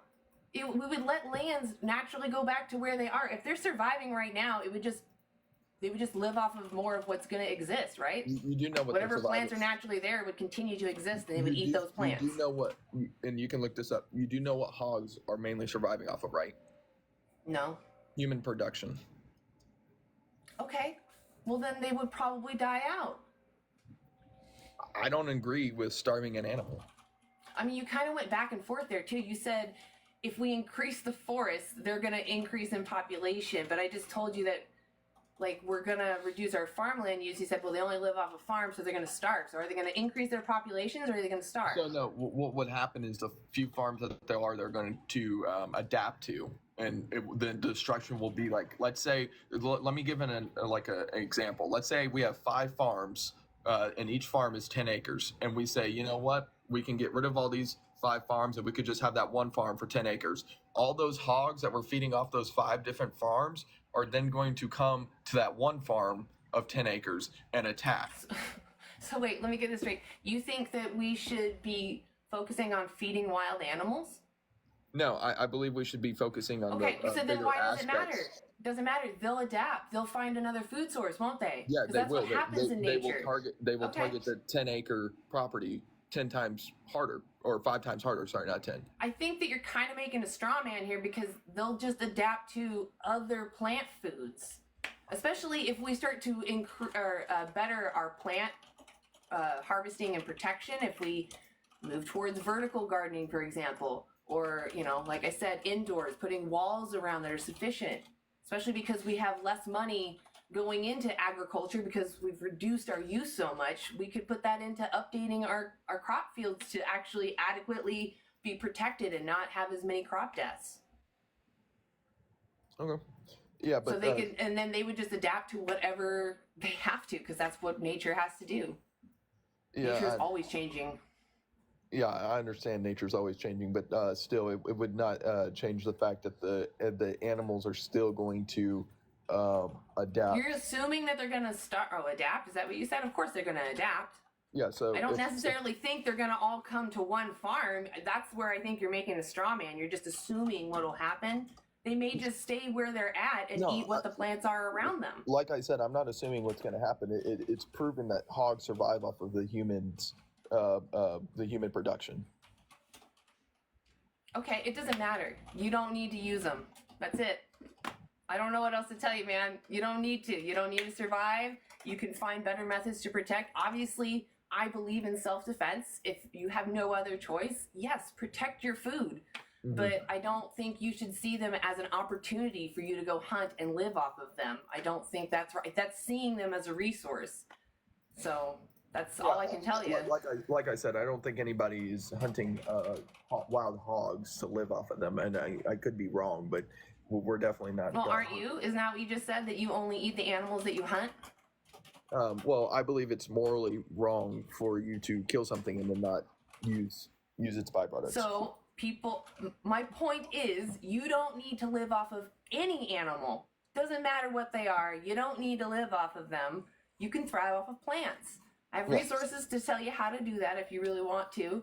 But if you don't care about, your nutrition, it's just like, just stop using animals. If you care about your nutrition, look at these resources. They'll help you be a healthy vegan.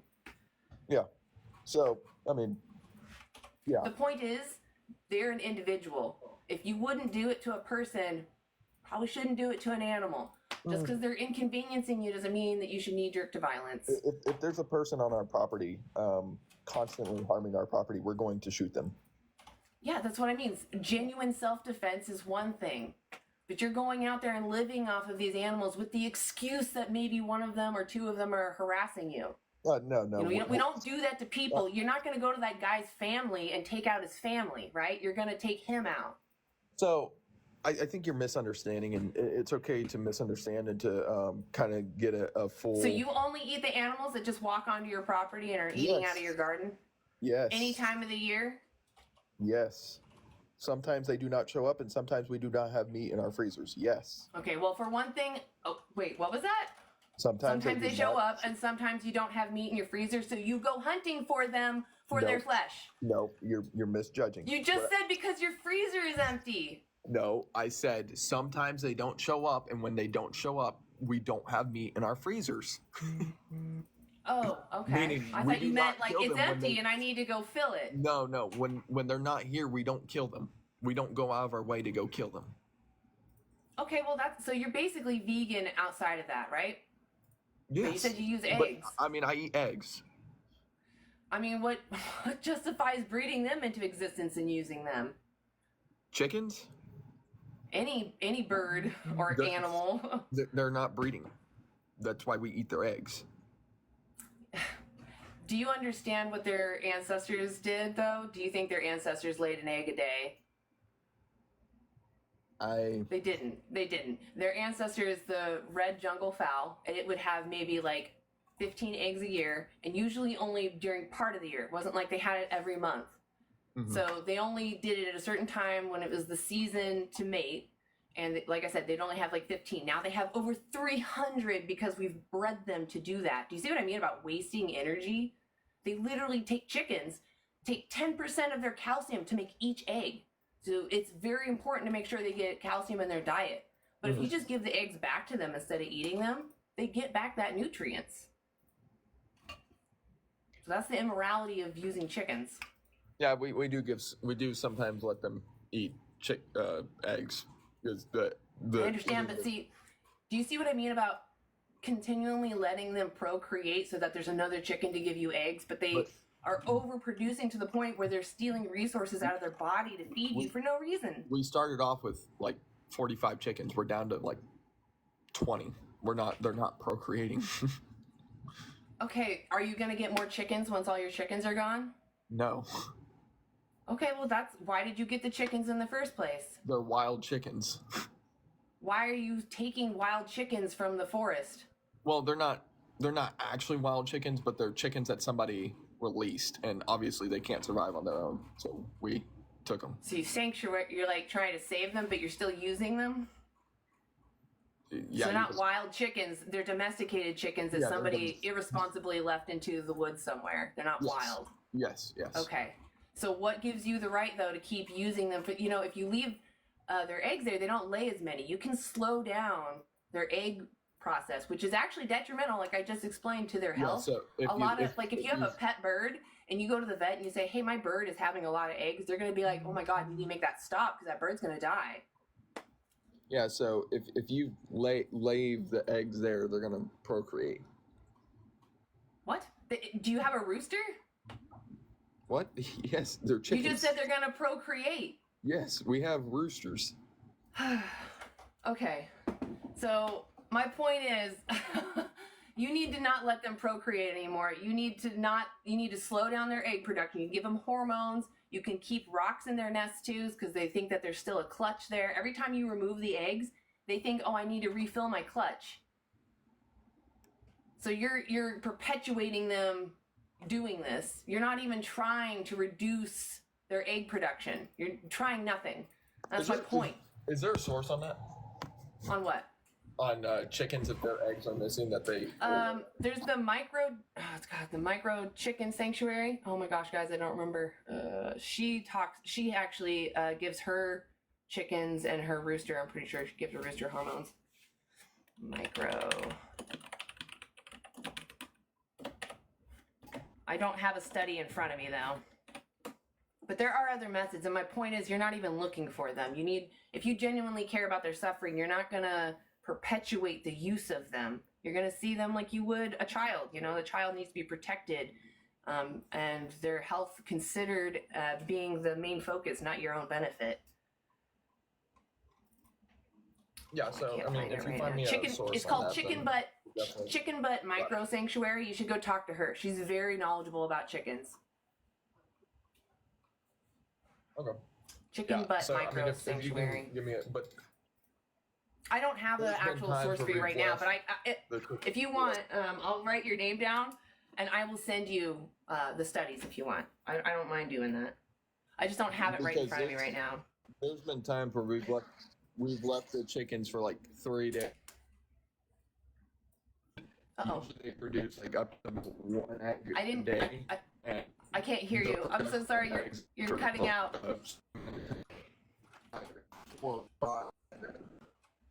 Ooh, Keegan, I can't hear you. It says you're on Can you hear me low now? service. Yes.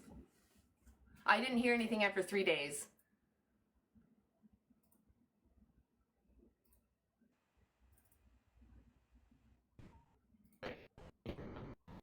Oh, it's bad.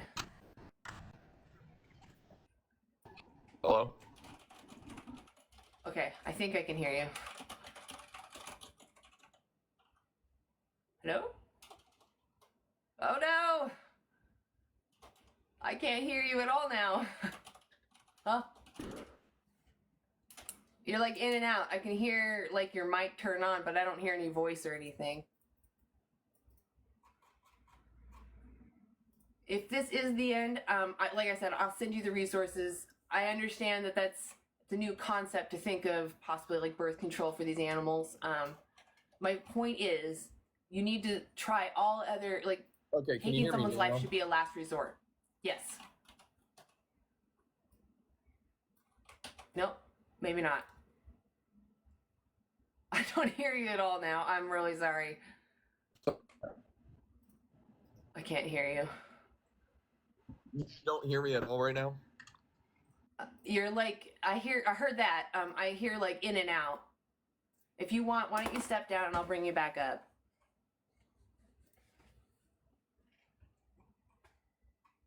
Because sometimes you have to just leave the app. Yeah, I can't hear you. Oh. Okay. Yeah. We'll just give him a second. There's no moral justification to take someone's life. Wild, domesticated, doesn't matter. Unless they're suffering, there's just no reason. We can thrive off of plant-based diet.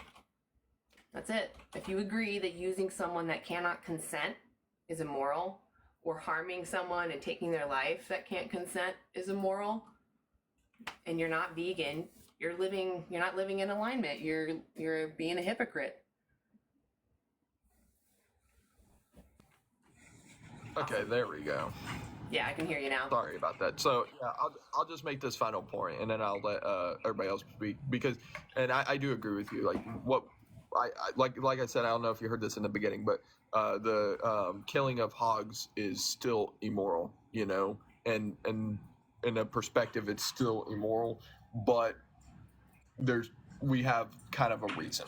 You know, and the reason is you kind of do. You kind of do in the sense that you Kinda do. only It do doesn't- it in it defense. doesn't make it right. Like I said, it doesn't make it right, but you know, it happened. And you know, and I really I hope would argue though, I just want to tell you something. The fact that you still consume chicken eggs, right, still kind of says that you see them as there for you to use, and that's also kind of giving you this paradigm that it's okay that you take their life instead of trying to find some alternative methods to protect your garden. I understand if that's genuinely the only thing you have at your disposal as a tool, but you need to even in this moment now, having that excuse, you still need to be on the lookout for alternatives, because if you genuinely feel in your heart that you don't want to harm someone, you agree that it's immoral, you would try to change your behaviors as much as possible, right? So, you would, so we, you we would have feel gross about it.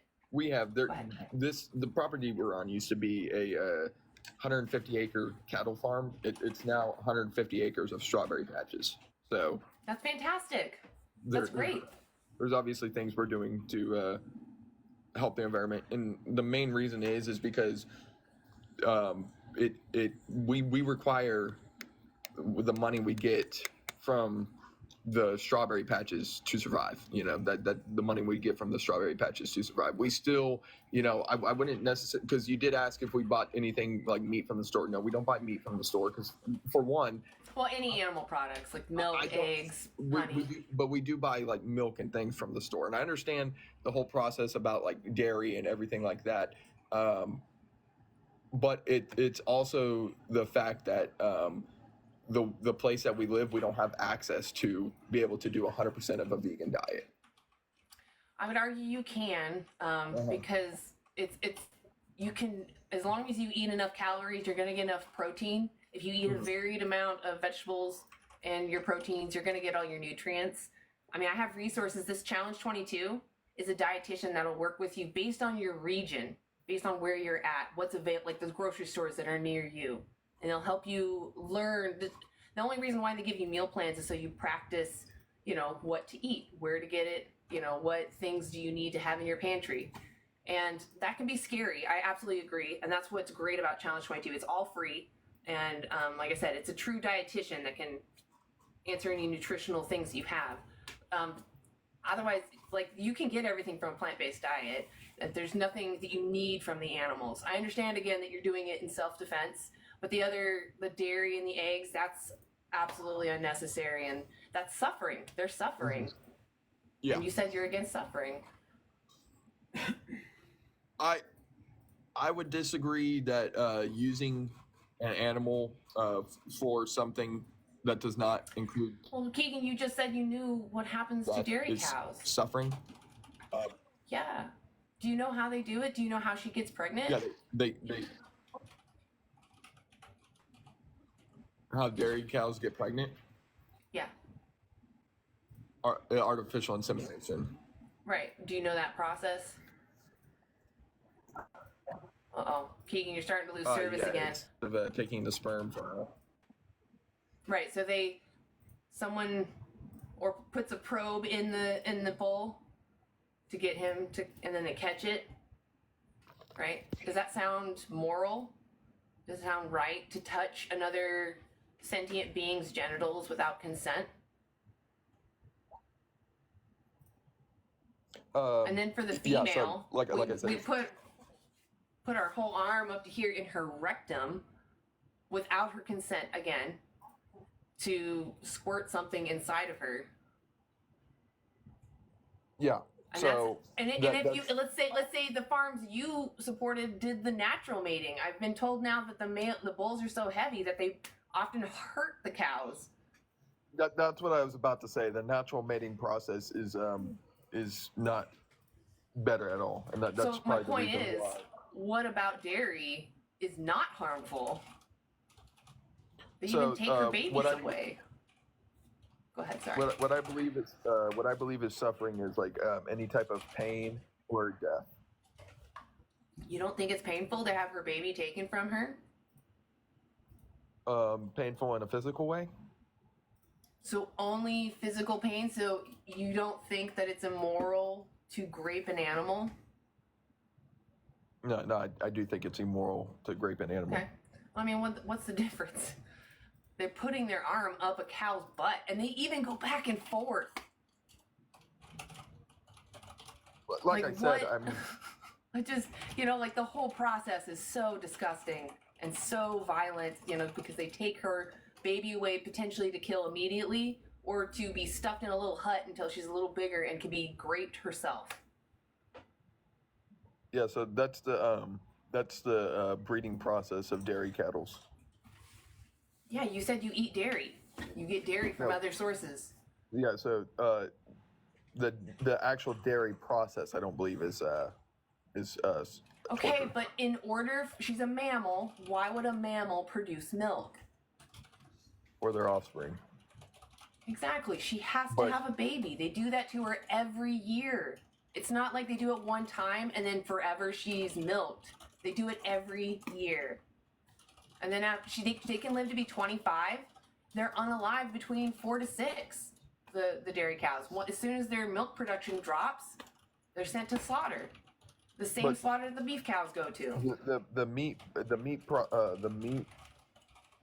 Dairy cattle don't produce as much meat as right, meat they're cattle. sent for cheap beef usually. Yeah, I never. McDonald's.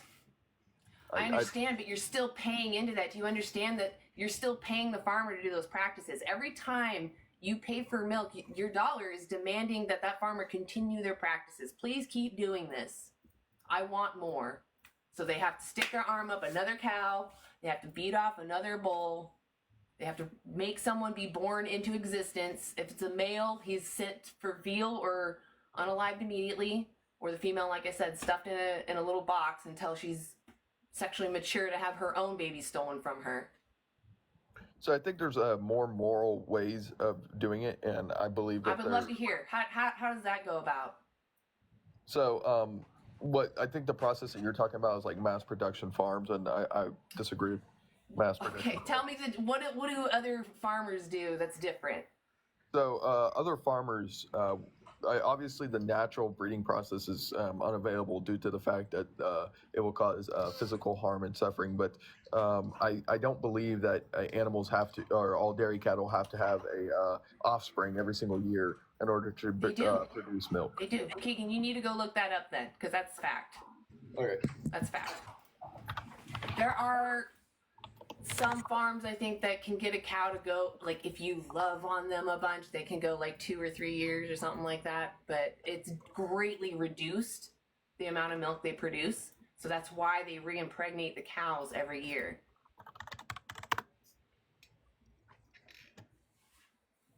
Well, I don't want to sit here while you do the research. Okay. Yeah. So it's about 10 months, and that's due to the evolution process. But yeah, anyway, that's true.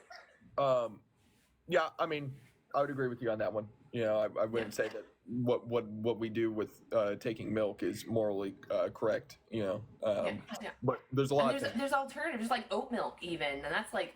It's the best thing for if you care about the environment and reducing harm. You know, it's like the most simple milk there is. Mm-hmm.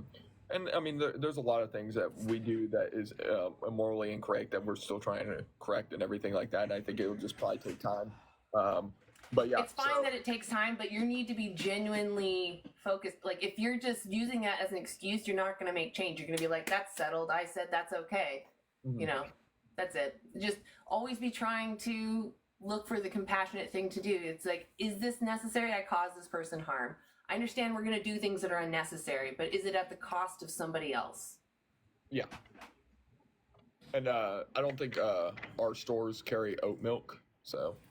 That's fine. That's just one milk that there's so many different oat milk, or excuse me, different vegan milks. You can even make your own out of nuts, I've seen banana milk.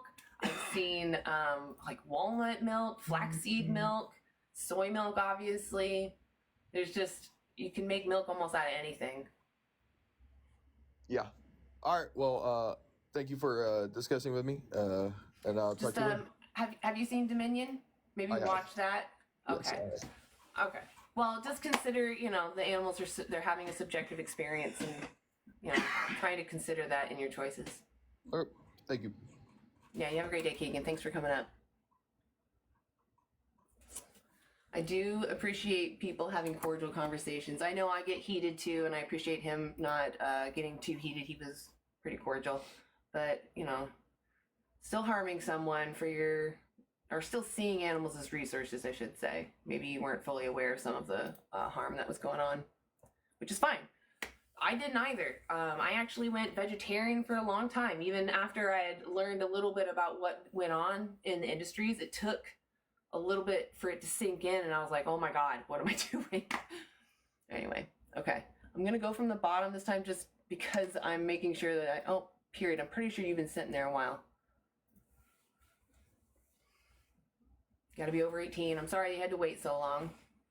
Appreciate you waiting. Oh no. It's not working. Shoot. You might have to like leave the app and come back. I'll try to keep an eye out for you, but it looks like it's not working. I'm really sorry. Blake, come on up. Hello? Hey, are you over 18? Yeah, I am. I'm 20. Okay. So why do we love one but feast on the other? Okay, so I'm gonna ask you a question, and it's gonna tie into this. It's gonna tie back into this. So, are you like pro-choice, pro-life? So I'm gonna give you my spiel, and then if you really want my answer, still I'll give it to you. But in my opinion, it doesn't matter. It doesn't matter either way. If you are pro-life and you're not vegan, like why are you pro-life? Is it the sentience of what you call fetus? Yeah. There's an individual that's having an experience and you're concerned about their experience, then, you know, I'm just here to tell you animals are sentient. They're experiencing the world and making preferences on it, more so than even that fetus. You know, they're pretty intelligent. So I feel that you're being hypocritical if you're pro-life and not vegan. Now, if you're pro-choice and you're not vegan, you're still a hypocrite, because usually pro-choice are about autonomy, having bodily autonomy and choice over my own body, right? I don't want you to tell me what to do with my own body. And if you're then subjecting others to have their autonomy violated for you, you're being a hypocrite. Do you still want to know how I feel, or did you figure it out? I mean, if you could give me your answer, you know what I mean? Like, if I'm guessing you're pro-choice and vegan. I personally am a pro-choice vegan. Yes, I think it is up to a mother and her doctor, or the person who's pregnant and their doctor. Okay, so, and I guess, like, in that, I'm trying to say this as respectful as I can, and I guess in that sense, then we're both hypocrites, because if I'm saying, you're right, if I'm saying, no, I care about the life of a fetus, and then I choose to eat meat, I guess I could be considered a hypocrite in that way. But in the same way, Right.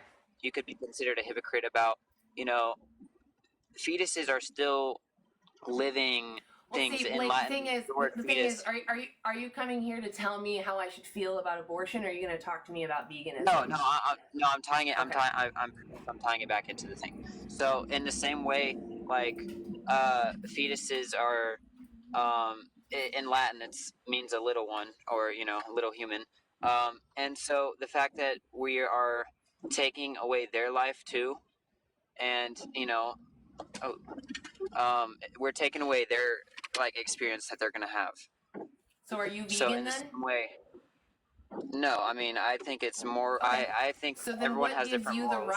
What gives you the right to take the life of an animal that is already here, walking independently on this earth and having experiences? What gives you the right to take away their experiences? What gives you that?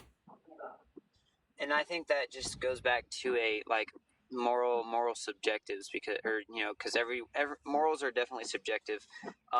Like you see eating meat as wrong, and I see it as it's not morally wrong. But that and Okay, I think so that's I don't disagree with you that moralities are subjective. I totally agree. In fact, but I would ask you then in your. Oh, sorry, I heard an echo. If I would ask you in your moral framework, so this is, I'm asking your opinion in your moral framework, not my moral framework, not anybody else's. Do you consider it immoral for me to use somebody who cannot consent to their treatment for whatever I want? I mean, it depends on who you're talking about, though. Someone that's having a subjective experience. We could stick with human if that makes you more comfortable. Let's say there's a human that they can't reciprocate morals or logic, but I want to exploit them. Why can't I? Well, that's what I'm saying, is because it's a human. That's where I think morals are always going to be, like, between a vegan and someone who's not vegan. So I think what's the moral difference? What Well, makes for a that moral- human more important than the animal? Well, because I see humans differently than I see animals, and I think that's where I'm saying that vegans and non-vegans are always going to be morally disagreeing, because Okay, it's it just doesn't matter. It doesn't matter necessarily that you consider humans superior to animals, but it still doesn't give a justification for you to rob them of their experiences. Because, like I said, there are humans that are maybe not up to par either, but we protect them. Well, that's because they're a human race, and the human race is different from the animal. Why does that matter? Why does that matter? Because what does it mean to be human? Well, first of all, God gave us dominion over animals and stuff like that, and I think you're misunderstanding your own text. There's a documentary that just dropped called Christspiracy, and they actually go into those specific words. Dominion, for example, they actually find the translation is steward, and they show you the resources on it. You should check out Christspiracy. It's very interesting. I understand though that you feel like you have dominion. We have dominion over children. Doesn't mean that I can exploit a child. It's still. Oh yeah, no, I get what you're saying, but also in the same text as we know as the Bible, God commands the Israelites to eat lamb. So He doesn't command them. I can be vegan and be Christian. I can be vegan and I can be Christian. Can I ask you a question? There's no such thing as a vegan Christian? I mean, I didn't say that. I'm saying that. That's what I'm asking you. Can I be vegan and Christian? Yes, you can be vegan so and then Christian. God did not command you to eat lamb. He did command. Okay, hear me. Let me. Okay. So have you heard the story? So I can't be vegan and Christian? I have to eat lamb? Hear. No, let me make my point, right? Let me make my point. So if it wasn't right for us to eat meat, God wouldn't have commanded us in that He commanded them in that specific time because of the Passover. That specific time. Yes, that specific time. Okay. So like I said, you need to watch Christspiracy. You should watch Christspiracy. But may I take you back to the beginning, right? Because usually when you read a book, you start in the beginning. Was Garden of Eden not the most perfect creation that God made? Yes, it was. It was, everything was perfect. Were they not vegan in the Garden of Eden? He said that they could have dominion over the animals and, But he didn't say to use them. We have Frankenstein cows, so they didn't overproduce milk back then. There was no death. So if that was the perfect creation of God, should you not be living as closely to God's original plan as possible instead of making the excuse that I have sin, so I have excuse? No, there's multiple instances in the Bible where the only time that you're allowed to consume animals is after the fall. Okay, because of sin. Okay, so what you're saying is that because of that we shouldn't eat meat? I'm saying you shouldn't use animals at all because God made them supposedly feel pain and want to live. But he also commanded the consumption of them in the Exodus. What? He commanded the consumption of a lamb in the Passover. So okay, my point is he's not commanding you right now. He's not commanding you right now. Animals feel pain and suffer. You can thrive on a plant-based diet. You can be Christian and vegan. There's no moral justification to be using these animals anymore. We're not living in a time of desperation. We live in a time of abundance, most of us. So I'm just saying, if you have option, you should be choosing to not take someone's life over taste pleasure just because sin is in the world and you're allowed to sin a little bit or cause harm because of that sin. You should check out Christspiracy, though. I know I'm a broken record at this point. I don't know if you're talking or not. I can't hear you if you are. But you should check out Christspiracy because they actually go in depth about specifically Jesus and how he probably lived his life based off of the evidence available. And they show you their sources. Are you there, Blake? I'm not hearing you at all. Oh, no. For a second, I saw the microphone with a line through it, and then it went away, and I still don't hear you. Yeah, I'm very sorry. If you want to come back up, you're welcome to. Undilled Pickler. I saw Pickle. I called you Pickler, but whatever. Let me see. Oop, I didn't mean to do that. Let's see. Did you come back? Okay.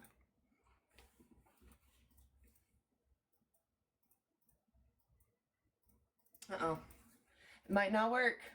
I'm sorry, Undilled.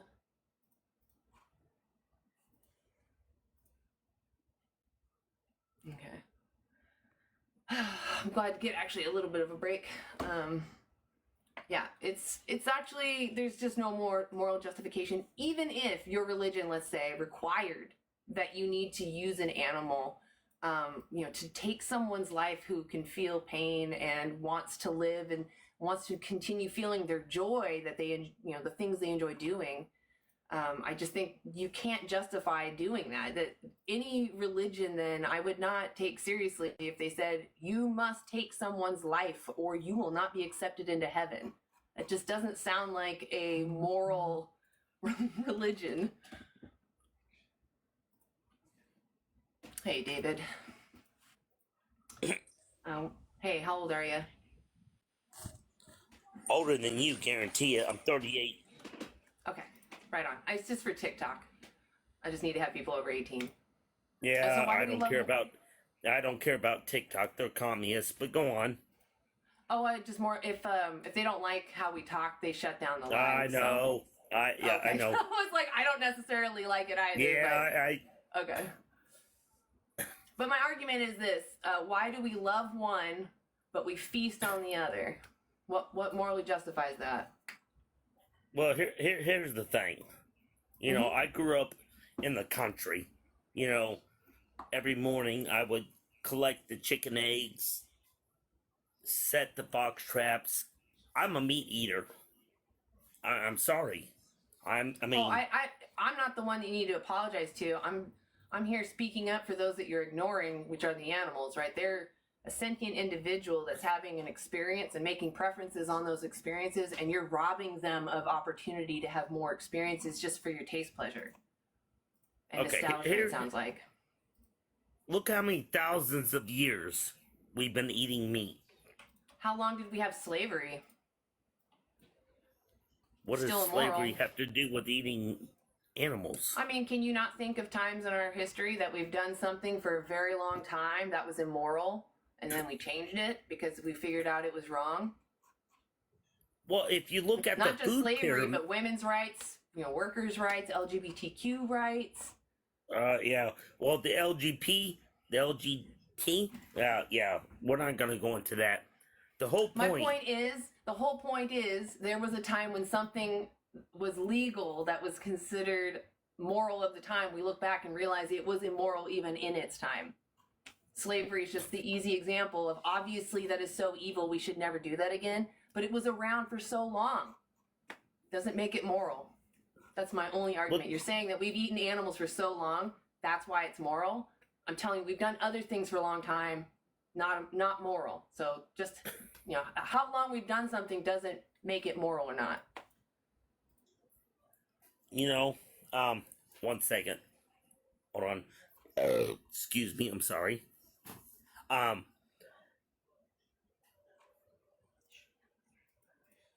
had a brain fart. I'm sorry. That's fine. Well, let me just go back to the question then, right? Like, why do we love on dogs, right? We don't see dogs as food. I know some countries do, but we don't. And why? Yes. And why do we do that? We see that there's someone in there. We don't see dogs all the same. Each dog is different. Some are shy, some are more social and energetic, and even within the same breed, there's different dynamics in their personalities, so that we recognize there's someone in there experiencing the world and having preferences on things, so we don't harm them because we love them, we relate with them. But I'm here to tell you, these guys are the same. The turkeys are actually quite social animals, and they love to cuddle. They have hierarchies and friends. Well, can I please ask you this? Have you ever lived on a farm? No. I have. My family did, but I did trust not. me. It doesn't matter if you lived on a farm. I don't need to see someone being oppressed to know oppression is wrong. I'm saying, where I grow up, I ride horses. I feed cattle. I feed pigs. What's your point? They are very sweet. However, you got to look at the food pyramid. Your body cannot survive. What can you not get on a plant-based diet you absolutely need from animals? I'm sorry, but I've been very respectful towards you. I have not interrupted you, but you keep interrupting me. Okay, I'll let you continue. It's just your arguments are very common, so it's hard for me to sit through them because I already know what you're going to say. But I'll give you the respect. I'll let you say your thing, and then I'll respond. Go ahead. I'm sorry, but it's facts. I mean, look at the food pyramid. What's the facts? Our human bodies, we have to have protein. Protein comes from the meat. No. Yes. I've already done biology. Where do the animals get their protein? Where do animals get their protein from, David? Oh, from the grain, the wheat. What are those? Are those plants or are those animals? Those are plants. So there's protein in plants. Oh, no. They eat the protein, and then we can eat the protein directly out of the plants. No, it's not. The protein comes from the meat. No, the protein. David. Yes. I'm going to kick you. I'm sorry. You just don't understand basic science. You don't need to eat meat for protein. If you eat enough calories eating plant-based, you'll get your protein. I just don't even want to deal with that. If you don't believe me, you should go to these resources. Even ChatGPT, it's free. And you just go ask it like you're talking to a person. Hey, are there plant sources of protein? Can I be a vegan and get all my protein? You come back, you tell me what it says. I would love to have you back up. Hey, Justin. Hello. Gotta be over 18. I'm 23. Okay. So why do we love one but feast on the other? Because the animals like cats, dogs, house-owned birds, those are pets. And like turkey, meat, turkey, cows, chickens, all that, and turkeys are based to eat because my friend owns a farm and he has turkeys. And they're sick because they're getting too heavy inside. So he has to sell them to a farm to honestly to benefit them. Why are they in that position though? Because they're designed to be they're meat birds. They're engineered to be eaten after they get too heavy. Yeah, we Frankenstein them so they can't even be healthy on their own anymore. You think that's moral? And the thing is, no, birds... Justin, you didn't answer my question. Do you think that's moral that we have bred these birds to be so heavy that they're getting sick just living? Yes. You think that's moral? Dude, the fucking turkeys are meant to be eaten. Why can't I eat you? Because I'm a human. That's cannibalism. What's the difference? Because we are not the same species as animals. One lays eggs. What does that matter? We give our because they lay eggs. We give birth alive. We are mammals. Are you gonna eat? Will you eat a platypus? They lay eggs. Yes. You would eat a platypus? Yes.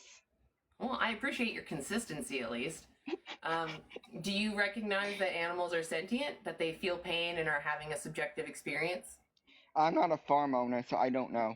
The thing, I have a dog and a cat. Wait. Okay, so you have a dog. Does your dog enjoy things and not enjoy other things? Okay. He enjoys eating meat. He enjoys eating meat. Okay, whatever. He likes turkey. He likes hamburgers. He likes Justin, everything to eat. You have a great day. I feel sorry for you. You're a very sad individual. Oh, I'm sorry. I should have gone with the other guy. I'm very sorry. The unit. You've been waiting a minute, but I tapped on him first. I'll make sure to pull you up next time. All right. All about fish. Why do you love one but feast on the other? Well, it's real simple. Genesis 1:26 says we have dominion over all living things. So. Okay. So I'm going to say it again. I don't know if you were here earlier. I'm sorry for those that are in the audience, but you should check out Christspiracy. It's a recent documentary that just dropped, and they focus on those words specifically, like the word dominion was translated. I don't remember the original word. They show you their sources, and the definition also includes stewardship. So that includes taking care of them, not taking advantage of them. There's other examples. You should definitely check it out just because it goes deeper into the Bible and the actual original text, not just translated texts. So you should check that out. Well, but I would argue, I know I talked for a lot, just let me throw one last thing at you, and that is, I understand though, you're still going to stick with dominion. We have dominion over children. Doesn't mean I should exploit children. Go ahead. Well, being someone that hunts and fishes, my money that I spend on taxes, on licensing and all that goes towards taking care of the environment that those animals live in that I hunt and fish. So no, that's actually not true. Actually, it is. There's a study that came out that talked about you're wrong. The exact percentages. Whatever study you're looking at is wrong. All right. Well, I'm not going to talk to you if you're not going to genuinely have a conversation. I don't really appreciate that. They actually have found that people that buy licensing and stuff is like, I think 6% of the total, and the rest of it comes from other organizations. So it's not, I have the study, it's called Smith, where is it? Wildlife Conservation and Management Funding in the U.S. by Mark E. Smith. Everyone should go look that up. That was thanks to Keith, who's in the viewers, because he found that out. Hey, unit, thank you for waiting. Or the unit, sorry. Just need you to be over 18.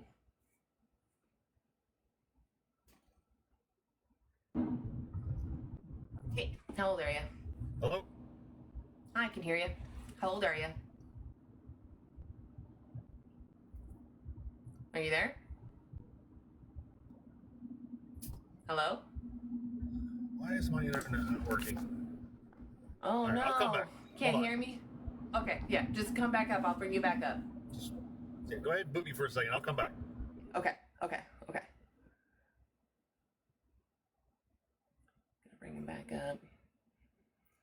I see you, Levi, but I'm gonna bring that guy back up just because the unit has been waiting for a minute. But there is no moral justification to use animals.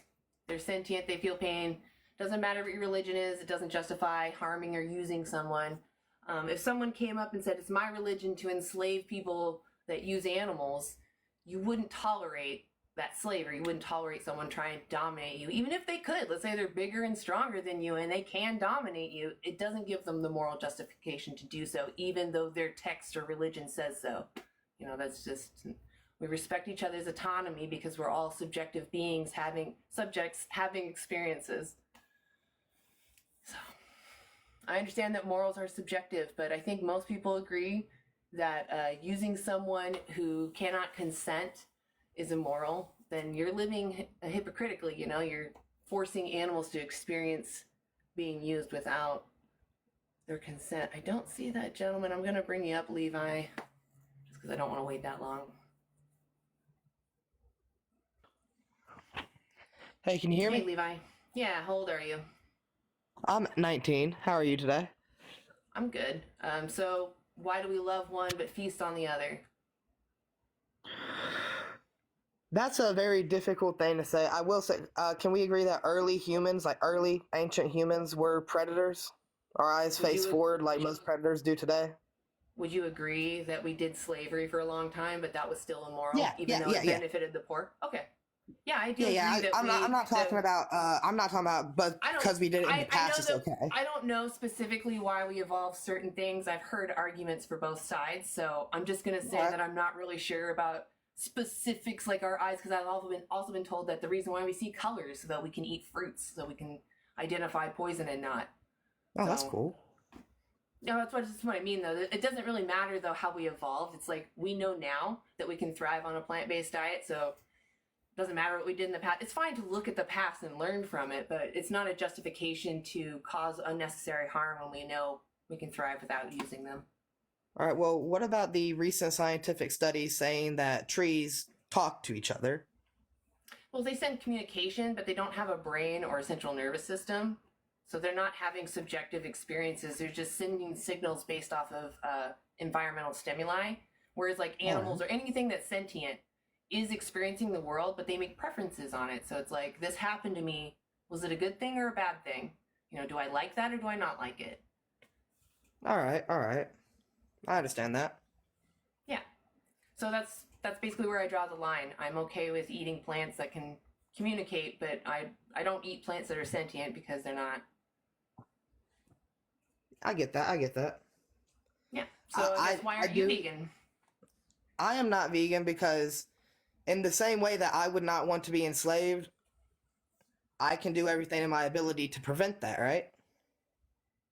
Like, say someone comes to my house and say, I want to enslave you as part of my beliefs or whatever their reason. But would you say then that it was morally just to enslave the humans that weren't able to escape their slavery? Well, of course not. I'm not saying I'm not saying it's morally just to eat meat. I'm just saying that people do it, right? Oh, of course, yeah. There's people that are unaliving each other unjustly, but there's still laws about it. Exactly, yeah.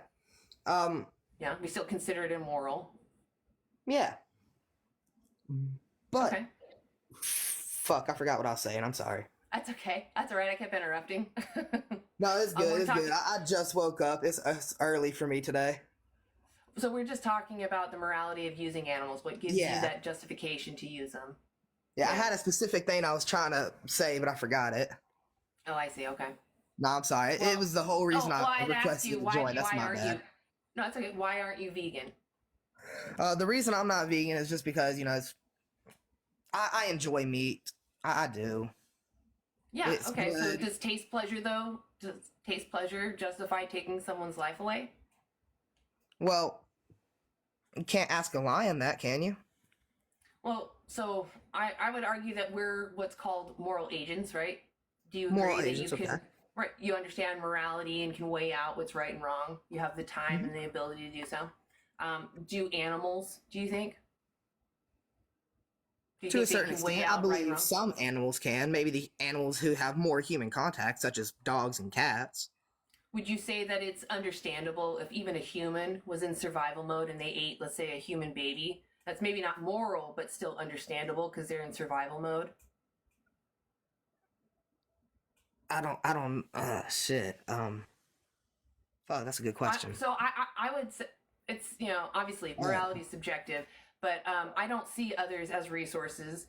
I could understand though somebody in a dire situation unaliving another human and using them to survive. That's understandable, but not moral. Same thing for the animals. They're just surviving these harsh environments, so they have to, in that regard, take life from an animal. Otherwise, they will perish themselves. Again, it's not moral in my perspective, but I can't go out there and reason with a lion or any carnivore, but I can reason with you because you're a moral agent. So, that's why I'm on here. We don't need to use them, and, there's alternatives. So what's the moral justification? You know what? You stumped me. I think I'm gonna give it a try. Well, that's fantastic. I've never had someone be that open. That's fantastic to be that open. I would start with Dominion because it just shows you what the animals go through, and you know the truth of what is behind it. Even if you were to continue using animals, you should know what you're demanding. They show just the standard practices, including like free range, organic, humane, all of that. They show you just the best practices. If you don't want to watch, I feel that you need to know the why to be motivated to figure out the how. Otherwise, the how feels daunting and like, oh my God, where do I start? So once you're motivated, these resources, I don't know if you want to take a screenshot. Challenge 22, you talk to a dietitian. If you don't want to talk to somebody, though, nutritionfacts.org has what's called the Dailey Dozen. It's just a checklist. If you want to make sure you get all your nutrients, they have a little checklist for you. It's really simple. And then even easier is ChatGPT. It's free. You can be like, make me a meal plan. It'll make you a meal plan. And if you want to double check it to make sure it's actually nutritious, Cronometer is a free app that you can check the nutrition of any food at all. And it gives you all the way down to the detailed minerals if you're worried about any of them. So yeah, take a screenshot. And like I said, these aren't necessary. It's just more like if you want to make sure you're healthy, which is important, these are great resources. Otherwise, it's just about switching your protein source for beans or tofu or some kind of vegan alternative, just not animals. All right. I appreciate you letting me up here. I had a great conversation. I appreciate you coming I did get the screenshot. I did get the screenshot. Yeah. You got to get that. I'm also going to give you a follow back. Please reach out to me if you have like any questions or anything. Okay. Like I'm here to help. I will. Thank you so much. Yeah. Thank you for coming up. Yeah. You have a great day. Yeah. You too. That was great, guys. We've had a lot of good people up today. I'm super happy. We've had some frustrating ones, but that's okay. Yeah, this is great, guys. The unit, you're back. Oh, there we go. See if it works now. Yeah, sorry, you caught me right as I hit a dead spot. Oh, that's okay. That happens. Yeah. I forgot where we were in the conversation, though. So, yeah, I disagree with not being able to eat meat. You ask, why do we love one and feast on the other? That's a subjective morality on that, because there are countries, there are people that eat dogs, that eat cats, that eat horses, and all these other things that we call pets. There are countries that eat them. I've been to some of them, and honestly, people that have eaten meat in the United States from questionable restaurants or food trucks have probably eaten them too, just they don't know it. I don't know about that, And but I do feel that no, I morally can actually different. guarantee that most people that have eaten Chinese in a lot of different areas have probably eaten some sort of cat and or rat. No, I'm so sorry, the unit. Oh, I'm so sorry. I'm gonna kick you. That's just like, ugh. That is not the truth, and that is sadly kind of a racist. Not kind of. That's a racist misunderstanding, and I'm sorry to have kicked you because I thought we were having a great conversation. So that really saddens me. Yeah, if Asian restaurants were doing that, I guarantee all restaurants would be doing that. We have an overabundance of dogs and cats. So, like, what's the problem if they even were doing that, right? Personally, I think that taking anyone's life for taste pleasure is immoral. So, it is immoral to do dogs or cows or chickens. Yeah, but the Asian restaurants don't do that. That is an absolute racist misunderstanding of Asian food. Yeah, that's kind of like what Trump said. They're eating the dogs, the cats. Just ridiculous. Yeah, but I do agree with you. They're morally the same, right? There is no difference. It's just you're on the other side of it. I'm saying these guys are both sentient. You're saying they're both a thing that you can use as a resource. So I personally subscribe to the principle that using someone who is experiencing the world that cannot consent to their treatment, I consider that immoral. And so I will, just out of my own preference, not use others as much as I know if I know that something involves using someone without their consent, I will abstain from that as much as I possibly can. I'm not bringing you back up. I do appreciate you, but that last comment was just too much. I cannot tolerate racism. I'm sorry. That's just not okay. Yeah, I'm sorry you're ignorant. You need to go educate yourself. I just dropped my earbud. You guys wait a second.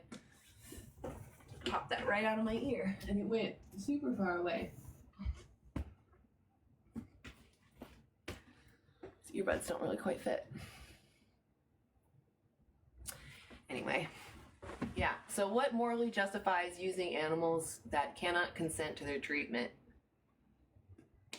I'm here to tell you there is no moral justification. It is, in fact, quite immoral if you agree that using someone without consent is immoral. And if you agree that using someone without consent is immoral, but still continue to use animals, you're living hypocritically. You're not living by your own morals. You're not in alignment with your own principles. You're saying one thing, which is called lip service, and doing another. It's just... Yeah. Oh no, I turned on my music. I can hear it. Oh gosh. So delayed. I don't know if you guys... I don't think you guys can hear it. It's just so loud in my ear, so it distracted me. Vegans don't unalive animals through exploitation. Obviously, there's some self-defense in crops, but most crops are fed to other animals that are used. So if you genuinely care about our agricultural methods and the animals that are, exposed to violence in that sense, then you should not eat animals, as it would reduce our land use by 75%. So we would rewild land. We wouldn't need to typically protect our farms as much because the animals would have room to grow. Like, the only reason we have these issues is because we're encroaching on their land and we don't have much agricultural land left, so we keep encroaching further into these wild areas. And I'm saying we don't need to do that anymore. You guys, these earbuds, these are new. Every time I just tap this, my music starts playing. It is ridiculous. Oh, you bought those chocolates? Yes, they are addicting. They're so good. They're so good. I just don't think people understand how good they are. I wish they were in grocery stores. They're so good. The break-free candies. I was sad because for Halloween, I had like the perfect amount of candy. Like the last kid, and I gave them the last candy bar, and I was like, I was hoping to have extras. And I didn't. I had like the perfect. The only thing I had excess of were these kind of suckers that had like vitamin C in them and stuff. So lame candy. That's fantastic though that you got those. I'm excited for you. Yeah, they're really good.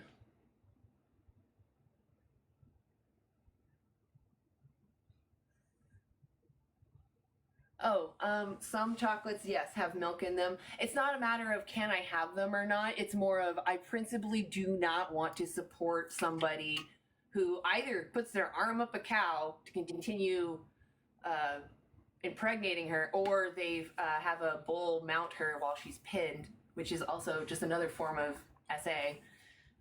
So I purposely will avoid that chocolate. I'm more upset with the company. Like, why? I know why, but you know, it's just frustrating because they could easily use an alternative. There's soy lectin, for example, is a great substitute. And if you're worried about our soy consumption, again, don't use animals, as like 80% of soy goes to animals and raising them and fattening them up. Only like 7% is consumed by humans. Is this E? I couldn't see that was an E exclamation or not. Or L. Hey, how's it going? Hey, is it El Oso? Yeah. Okay. How old are you? Are you over 18? I'm 23, yeah. Cool. So why do we love one but feast on the other? So that's why I'm trying to get a better understanding, because I'm not vegan. I have a cousin who's vegan, but she does it more, I think, for like for her own health. I'm not too sure I'm pretty sure she does it for the sake of the animals and all that, but I want to get like your perspective, because when she brings it up more for like her health and how, you know, she feels better when she's all plant-based and stuff like that. So I just want to get like your side of why you're vegan. I originally went vegan for the health aspect. I wanted to lose weight, but as I interacted in the vegan realms trying to learn recipes, I started to learn about the treatment of animals. And when it finally sunk in what I was demanding farmers do to another animal, I stopped. I didn't want to support someone abusing someone else. So I had companions at the time, and I remember looking at them and even thinking like, I don't want someone to come use your body. Like, I would protect them as much as they don't want to be used either, right? It's about their perspective. Right. So, yep. Yeah, that makes sense. Yeah, that's pretty much. I just wanted to hear your side. I don't think it's a good conversation will turn me vegan, but I respect your guys' decision and all that.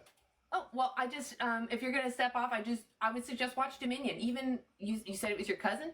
Yeah, my cousin. That's vegan? Yeah. Maybe watch Dominion with your cousin.